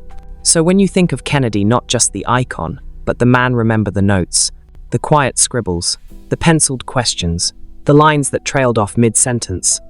They were not failures. They were seeds. And though he feared an unwritten future, what he left behind became the very ink with which history continued to write. Inside the circle, what the inner circle saw. In the stories we inherit about presidents, we are often handed the polished sculpture, the sharp angles of decisions, the carved lines of speeches, the inscriptions of war and peace. But to truly know a leader, one must step closer, into the warmth behind the marble, into the spaces between meetings, into the rooms where no cameras followed, and most of all, into the eyes of those who stood closest, quietly observing not the role, but the man within it. John F. Kennedy was not without witnesses. He was surrounded by aides, secretaries, advisors, close friends, and staffers, people who saw him not as myth, but as movement, as habit, as sigh, as silence. And what they saw was often something different than what the world imagined. To the nation, he was a symbol of youth, health, clarity, a vibrant contrast to the older world leaders of his time. But to his valet, George Thomas, he was a man who struggled every morning to dress without pain, who needed help with his back brace, who grimaced when no one watched. George would later say that Jack Kennedy was the most stoic man he had ever seen, not because he did not hurt, but because he never let it become the room's concern. Evelyn Lincoln, his longtime personal secretary, saw a different rhythm. She was at his side during campaigns, in the Senate, and finally in the White House. She knew how he organized his day. The way he read fast, focused. The way he dictated letters direct, often poetic. But she also saw how often he paused mid-sentence, staring out the window. She wrote that sometimes he would go very still, not distracted, not absent, but deep inside, as if consulting a version of himself that the world didn't know. And Kenny O'Donnell, his political advisor and close friend, remembered how much Kennedy relied on a very small group of people to stay grounded. Bobby, of course, Dave Powers, Ted Sorensen. People who didn't need the show, people who could sit in silence with him, offering nothing but presence. They were his buffer, his breath, his retreat. And even they noticed something the public rarely did, that he was often alone, even in company. He listened more than he spoke. He watched. In cabinet meetings, he would lean back slightly in his chair, fingers tented, gaze slightly lowered, not bored, but absorbing. Measuring not just words, but tone. He had a gift for detecting tension before it surfaced. But even those who knew him well confessed, he held part of himself back. There was always a door that didn't open. Perhaps that was self-protection. Or perhaps it was simply who he was, a man built not just of ambition and charm, but of careful restraint. Secret Service agents who served under him recalled late nights when he would walk alone through the colonnade, asking for no company but silently watched from afar. They knew not to interrupt. They sensed without being told that these walks were sacred, a ritual not of power, but of preservation. They also saw his habits, the way he carried his pain quietly, the rituals of his medications, the small, almost invisible adjustments he made when climbing stairs or standing too long. And then there were the quieter staff, those who changed linens, who served meals, who prepared rooms. To them, he was kind, consistent. He knew names, remembered birthdays. asked about families. He moved through rooms with grace, not because he was trying to impress, but because he understood the dignity of small things. And yet, even they sensed something else beneath. An undercurrent, a quiet weariness. Like a man who knew that what he carried could not be set down, even for a moment. Jackie too knew it, more than anyone. Though their relationship, like all marriages, was layered with complexity, distance, and private language, she understood the rhythm of his solitude. She watched how he would sometimes retreat, even in the middle of a gathering, how his eyes would go distant, how he would nod to someone speaking but not quite be there. She once told a friend, "Jack has a very lonely job, and I think sometimes he knows he's already part of history, and that it's not always a warm place to live." Those closest to him knew this, even if they didn't say it aloud. That while the world adored him, while audiences leaned in to hear his every word, he was, at times, walking through his presidency like a man underwater, seeing everything, feeling everything, but muted, distant, surrounded, but alone. And that loneliness wasn't born of sadness. It was born of the burden of knowing too much, of holding too much, of being the one who must smile when the room needs reassurance, even when the smile costs something invisible. Ted Sorensen, his trusted speechwriter, understood this best. They spent countless hours together crafting words, carving meaning. And though Kennedy was precise, demanding even, Sorensen never forgot the softness beneath the sharp mind. He remembered how Kennedy would scratch out entire paragraphs with a single stroke, but always pause before delivering a difficult phrase, as if weighing not just the political impact, but the human cost. He said once that JFK had the rare quality of thinking with his heart and feeling with his mind. And perhaps that's what the inner circle saw most clearly. A man who never truly separated intellect from empathy, who read poetry not for display, but for comfort, who carried the grief of strangers, who feared war not as a statistic, but as a father, a brother, a son. The public saw power. The inner circle saw pressure. The public saw charisma. The inner circle saw quiet calculation. The public saw destiny. But the people who walked beside him day after day, night after night, saw a man measuring that destiny against the limits of his own body, his own hours, his own strength. And through it all, he rarely complained. Not because he didn't feel pain, but because he didn't want to share it. He didn't want to make it anyone else's to carry. And so, he carried it himself. With grace, with silence, with fragments of solitude even in the noisiest of rooms. And now, all these years later, the recollections of those who stood closest tear perhaps the most honest echoes of his life. They do not speak only of policy or charisma or fame. They speak of moments. A shared glance. A sudden pause in a sentence. A chair left empty at the edge of a crowded table. The sound of his footsteps retreating down the hall. Moments that reveal the simple truth, that even at the center of the world, a man can feel very far from it. The lives touched, farmers, soldiers, dissenters. Not every life leaves behind legislation. Not every name is printed in bold. Yet every presidency, no matter how polished, is reflected in the eyes of people who will never walk through the White House doors. They are not staff or strategists, not advisors or ambassadors. They are the ones who listen from porches, who read the newspaper at breakfast, who stand in the crowd as the motorcade passes, just hoping for a glimpse. And it is in these quiet lives, farmers, soldiers, mothers, teachers, dissenters, that the presidency of John F. Kennedy found some of its deepest echoes. It was not always about approval or admiration. It was about recognition. Recognition that, for all his eloquence and bearing, Kennedy carried something familiar, a burden. One not unlike their own, though measured in different terms. For the farmer in Nebraska, who rose before dawn each day to check the frost on his corn, Kennedy's youth had first seemed like a curiosity almost too polished for the plow-marked realities of soil and harvest. But over time, he noticed something. The president spoke of rural electrification, of farm subsidies, of food security not in slogans, but in sentences that suggested he had listened. Understood. He may not have held a spade, but he knew what it meant to struggle with uncertain seasons. The farmer once wrote to a local paper, "He ain't from here, but I think he knows what it's like to feel responsible for land that doesn't always give back." That was how many felt, that he understood responsibility, not as something abstract, but as something bone deep, something that kept you up at night, something that made you measure your words. Among soldiers, both those who had served and those preparing t'other, was a cautious respect. Kennedy had worn the uniform, not for decoration, not for politics, but in war. PT 109 was not a tale he retold often, but those who knew of it respected the silence more than the story. They understood what it meant to carry the weight of command not on podiums, but in open water. To lose men, to swim with pain lancing through your back, and still pull someone to shore. Veterans listened to his voice and heard not bravado, but memory. Young men, called to service during the Cold War, often carried pocket photos of Kennedy alongside their orders. His image sleeves rolled, hair tousled, head bowed in thought, reminded them that command did not have to be cruel, that it could look like listening. One letter from a young draftee, scribbled on the back of a military form, read, "I don't know if he'll ever read this, but if he does, I want him to know I trust him. I don't trust many, but I believe he'd bleed before sending someone into something he wouldn't face himself." And in that sentence lived a truth larger than politics, the belief that leadership, at its core, is empathy in action. But not all voices praised him.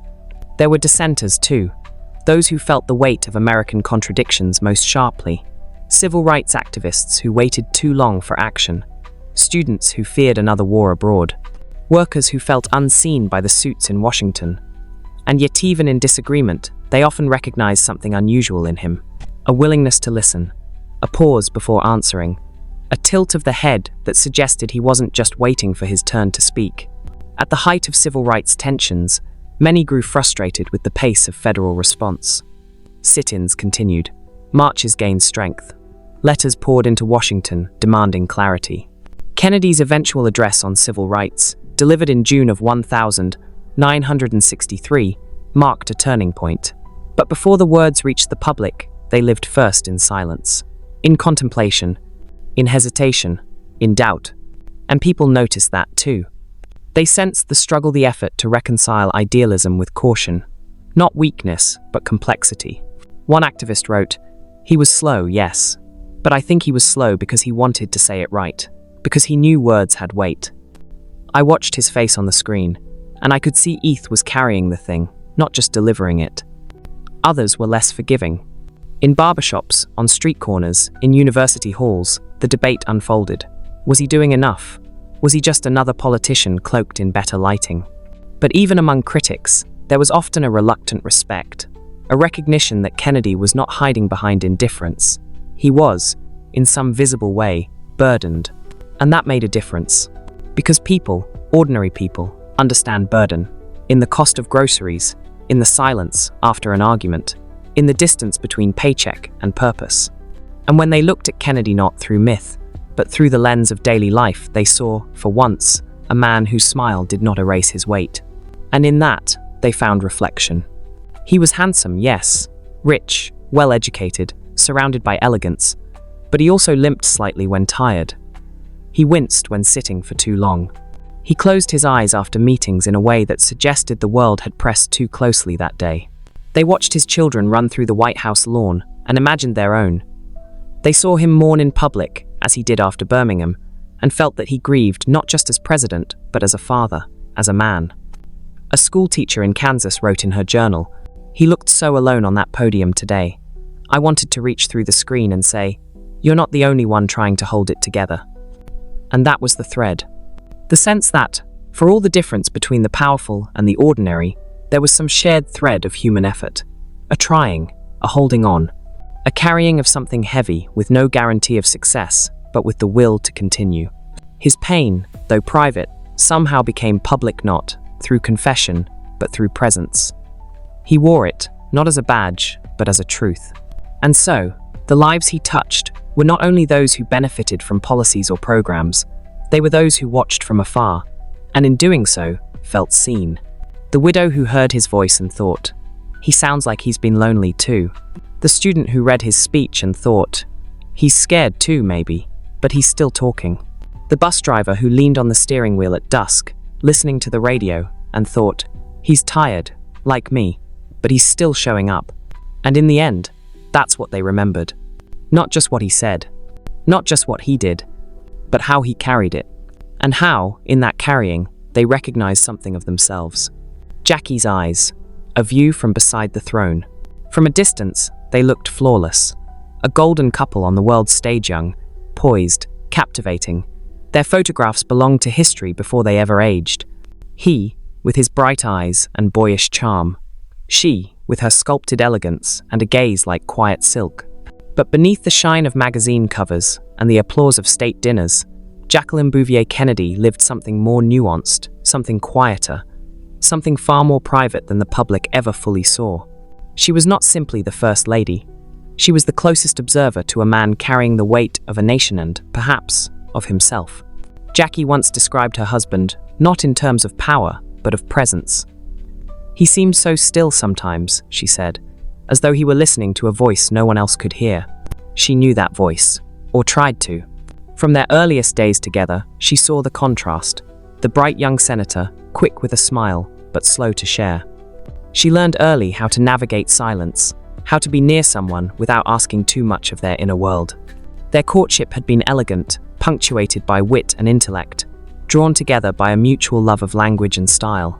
But behind the charm, Jackie saw the shadow his illness, his absences, the fragility hidden in posture and timing. When he became president, everything changed, and everything didn't. The house got bigger, the schedule more demanding, the world more watchful, but the essential solitude in him remained. She saw it in the mornings, when he moved slowly, bracing against pain as he dressed. She saw it in the evenings, when he would fall quiet after dinner, not in frustration, but in some kind of private reflection. Jackie had her own silences too. She was not a woman who filled a room with words. She studied people carefully. She understood what it meant to create an image not out of vanity, but out of necessity. And so she built hers with care. The clothes, the voice, the famously hushed way of speaking, these were not accidents. They were armor, they were grace, constructed. But beneath that construction, there was tenderness. And that tenderness was reserved, almost exclusively, for Jack. She knew the cost of his composure. She saw the aftermath of debates and decisions. She witnessed, not as an advisor or staffer, but as a wife, the wear that never made it into headlines. The fatigue that turned his features slack when he thought no one was looking. The flare of pain in his eyes when he stood too long. She knew when to speak, and when to sit beside him in silence. She knew how to fill a room with music or stillness, depending on what he needed. And she knew, too, that some parts of him would always remain locked away, not out of distance, but out of the way he was built. There was always a room inside him, with the lights turned low. A space that neither politics nor intimacy could quite reach. And Jackie, rather than force her way in, chose instead to sit at the threshold, to wait, to observe. She did not demand from him what he could not give. She offered steadiness, poise. She made the White House not just a center of power, but a place of beauty. She restored its history, not merely its furniture, but its soul. And in doing so, she gave Jack something invaluable, the dignity of surroundings that mirrored the dignity he tried to hold within. She curated culture with reverence. Art, music, architecture, these were not for display, but for grounding. The White House under her care became not a palace, but a poem. A place where the weight of the presidency might, if only briefly, feel lighter because the drapes matched the ideals. She loved deeply, but never foolishly. She knew the stories of other women, of late nights, but she chose to protect the essence of their partnership, rather than dismantle it over the flaws. She loved the man, not the myth. And in loving him, she bore the loneliness that came with that role. For who but she truly saw him, hour by hour. She walked beside him in Paris, smiling for cameras, while listening to him recite Latin under his breath to ease the anxiety before a summit. She held his hand behind closed doors after he returned from a funeral, his jaw tight with sorrow he would not voice. She made sure the children knew laughter, even when their father was wrapped in layers of silence. There were days when she longed for something simpler. A dinner without press, a morning without schedule, but she never let the longing dim her presence. She knew that history was being shaped in real time, and she moved through it with quiet strength. In interviews, when asked about their life, she would often deflect. She never gave more than what she chose to share. But later, after his death, she would admit that those years felt like a song she wasn't sure she'd ever hear again. And it was she who gave the nation the metaphor that endured. Camelot. After the assassination, when asked what she wanted the world to remember, she quoted the Broadway musical that he had loved. Don't let it be forgot that once there was a spot for one brief shining moment. It was not just a lyric, it was a lens. Through Jackie's eyes, the presidency became not just a function of government, but an era of grace, a dream half fulfilled, caught between memory and myth. And while others saw only the throne, she saw the man who sat upon it with a burden stitched into every decision. She kept his belongings carefully, his desk as it was, his letters in boxes, his cufflinks in velvet-lined drawers. Not because she could not let go, but because she believed that memory, when tended gently, could become a kind of love that lasted longer than life. She rarely spoke of his fears, though she knew them. She rarely shared his private words, though she heard them. Her silence was not absence, it was devotion. And now, decades later, when we remember Jack, we do so partly through her softness, through her curation, through the veil she gently laid over history, not to obscure, but to honor. She did not speak often, but her eyes saw everything. The last walk, the night before Dallas.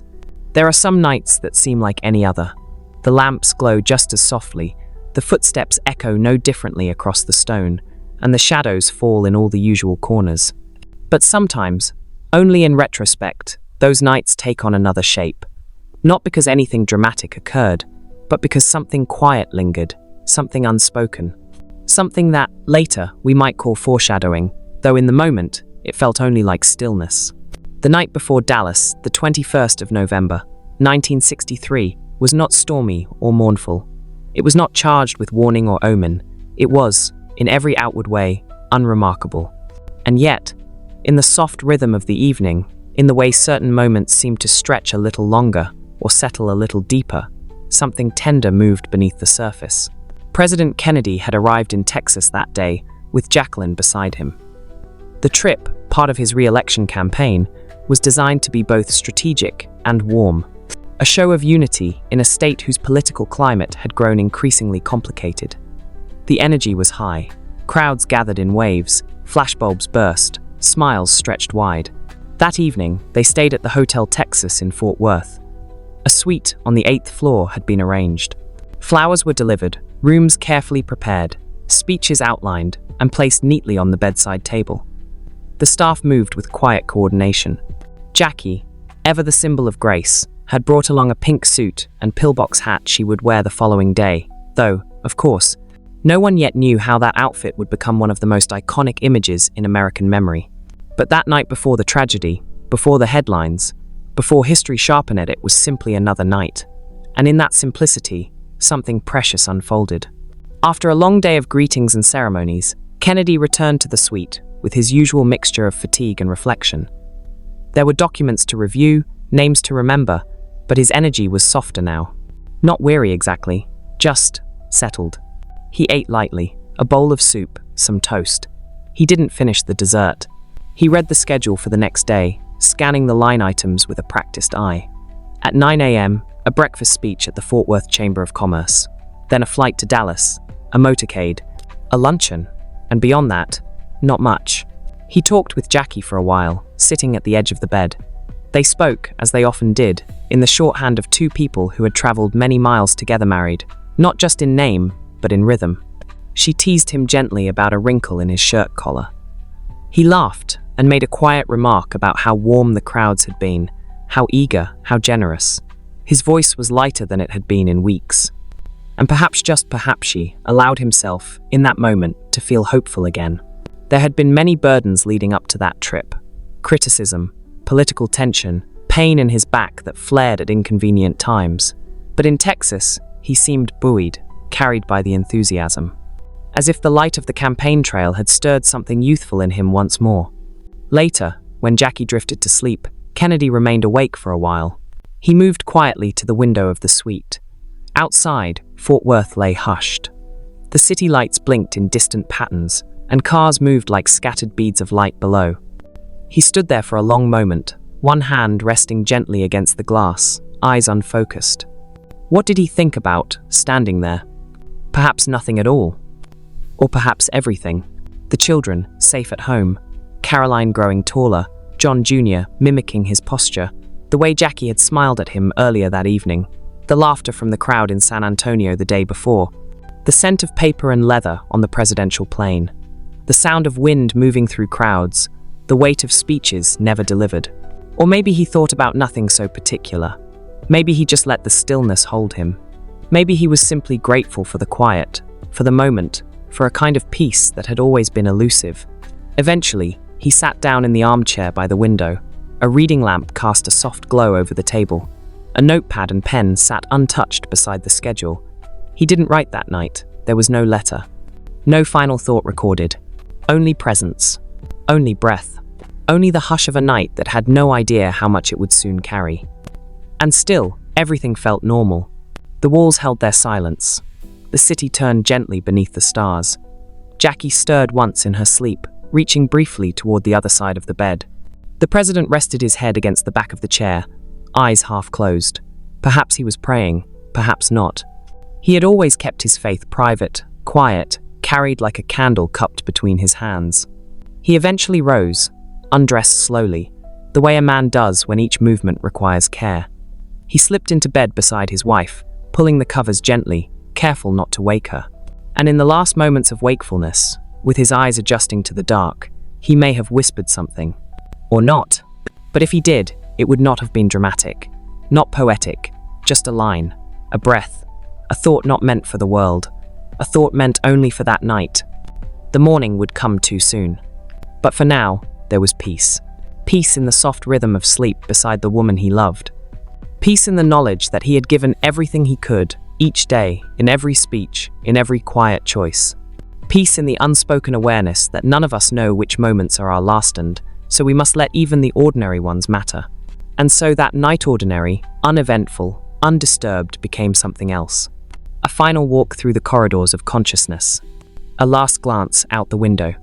A closing of eyes that had seen so much, but still longed to see more. Not a tragic night, not a grand farewell. Just a moment, a breath. The soft exhale before history turned the page. A calming reflection and gentle goodbye to JFK's story. And so, we find ourselves at the edge of memory, where history slowly dissolves into the hush of twilight thoughts and soft-spoken farewells. The journey we've taken tonight through corridors of power and gardens of silence, through moonlit dreams and unsent letters, was not only the story of a president. It was the slow unfolding of a man, deeply human, deeply flawed, and quietly, persistently seeking something better, not only for himself, but for the world he briefly carried on his shoulders. As your body begins to rest more deeply now, as your breath settles into a gentle rhythm, we linger for just a few moments longer in the stillness that follows history's echo. There is no rush, no urgency, only the steady passing of time and the comfort of reflection. John F. Kennedy's story, like many in history, is filled with complexities that cannot be unraveled in a single night. But what we have explored together was not the roar of politics or the heat of public debate. It was the quieter, softer tapestry details left behind when the cameras stopped clicking, when the speeches ended, and when the crowds disappeared into the dark. We saw the way he walked the rose garden after midnight, his thoughts echoing gently off the marble colonnades. We noticed the way the bodyguards watched, not as guards of ceremony, but as witnesses to solitude. We heard, even if only imagined, the unsent words meant for Jackie, folded into silence like petals of thought never given to air. And then we wandered backward, tracing the steps of the young boy once too sick to run, reading in bed while others played outside. We watched him grow into charm, into expectation, into the narrowing corridors of ambition. We stood quietly at the heart of the Cuban Missile Crisis, not for the drama, not for the decisions, but for the weight behind each breath he took while the world hovered on the edge. And then, we drifted beyond that, into the foggy land of myth. Into Camelot, not a place, but a feeling. A shimmering construct built in memory, in music, in what we needed to believe. We remembered his love of space not only as conquest, but as escape. His favorite poems, murmured under his breath. His connection to Lincoln not only as a predecessor, but as a spiritual companion across time. The way he feared not death, but irrelevance. The way he wanted the story to mean something, even if he didn't get to write the ending himself. And finally, we stepped into the quietest part of all, the night before it changed. That last walk, that last glance, that soft breath against the hotel window pane. There was no parade in that moment, no trumpet, no tragedy, just stillness. We so often think of history in terms of noise battles, speeches, disasters, triumphs. But in the space between those moments, there is a deeper kind of truth. One that comes not in shouts, but in silences. Not in declarations, but in pauses. And it's there in the quiet that we begin to understand something richer, more human, more enduring. JFK's life was not a perfect life. He made mistakes. He withheld. He wrestled with image and ego, with secrets and pressure. But he also dreamed boldly. He reached across divides. He listened. He changed. He grew. And perhaps, most of all, he felt. Deeply, quietly, in ways that history often overlooks. And so now, as your eyes grow heavier and your mind begins to slip away into the gentle world of dreams, let us part from this story, not with a bang, not with a tear, but with a simple image. Imagine a quiet hallway. The lamps are dim, the carpet soft underfoot. Outside, the moon casts silver shadows over the lawn. A man walks slowly, hands clasped behind his back. He is thinking, but not speaking, remembering, but not recording. The burden of tomorrow still waiting, but not tonight, not yet. Tonight, he just walks. And then, after a while, he stops. He turns his face toward the sky. He breathes in. He closes his eyes. And for just one heartbeat, for just one perfect, suspended momenthe, is no longer a president, no longer a symbol, no longer an icon carved in stone. He is simply a man, held gently in the arms of night. Just like you. Safe, quiet, at peace. Let that image rest with you now. Let the story fold gently back into itself. And as you drift further into sleep, know that history will wait. And that herein the quiet nothing is asked of you. No decisions, no pressure, only rest. Only dreams. Only peace. Good night.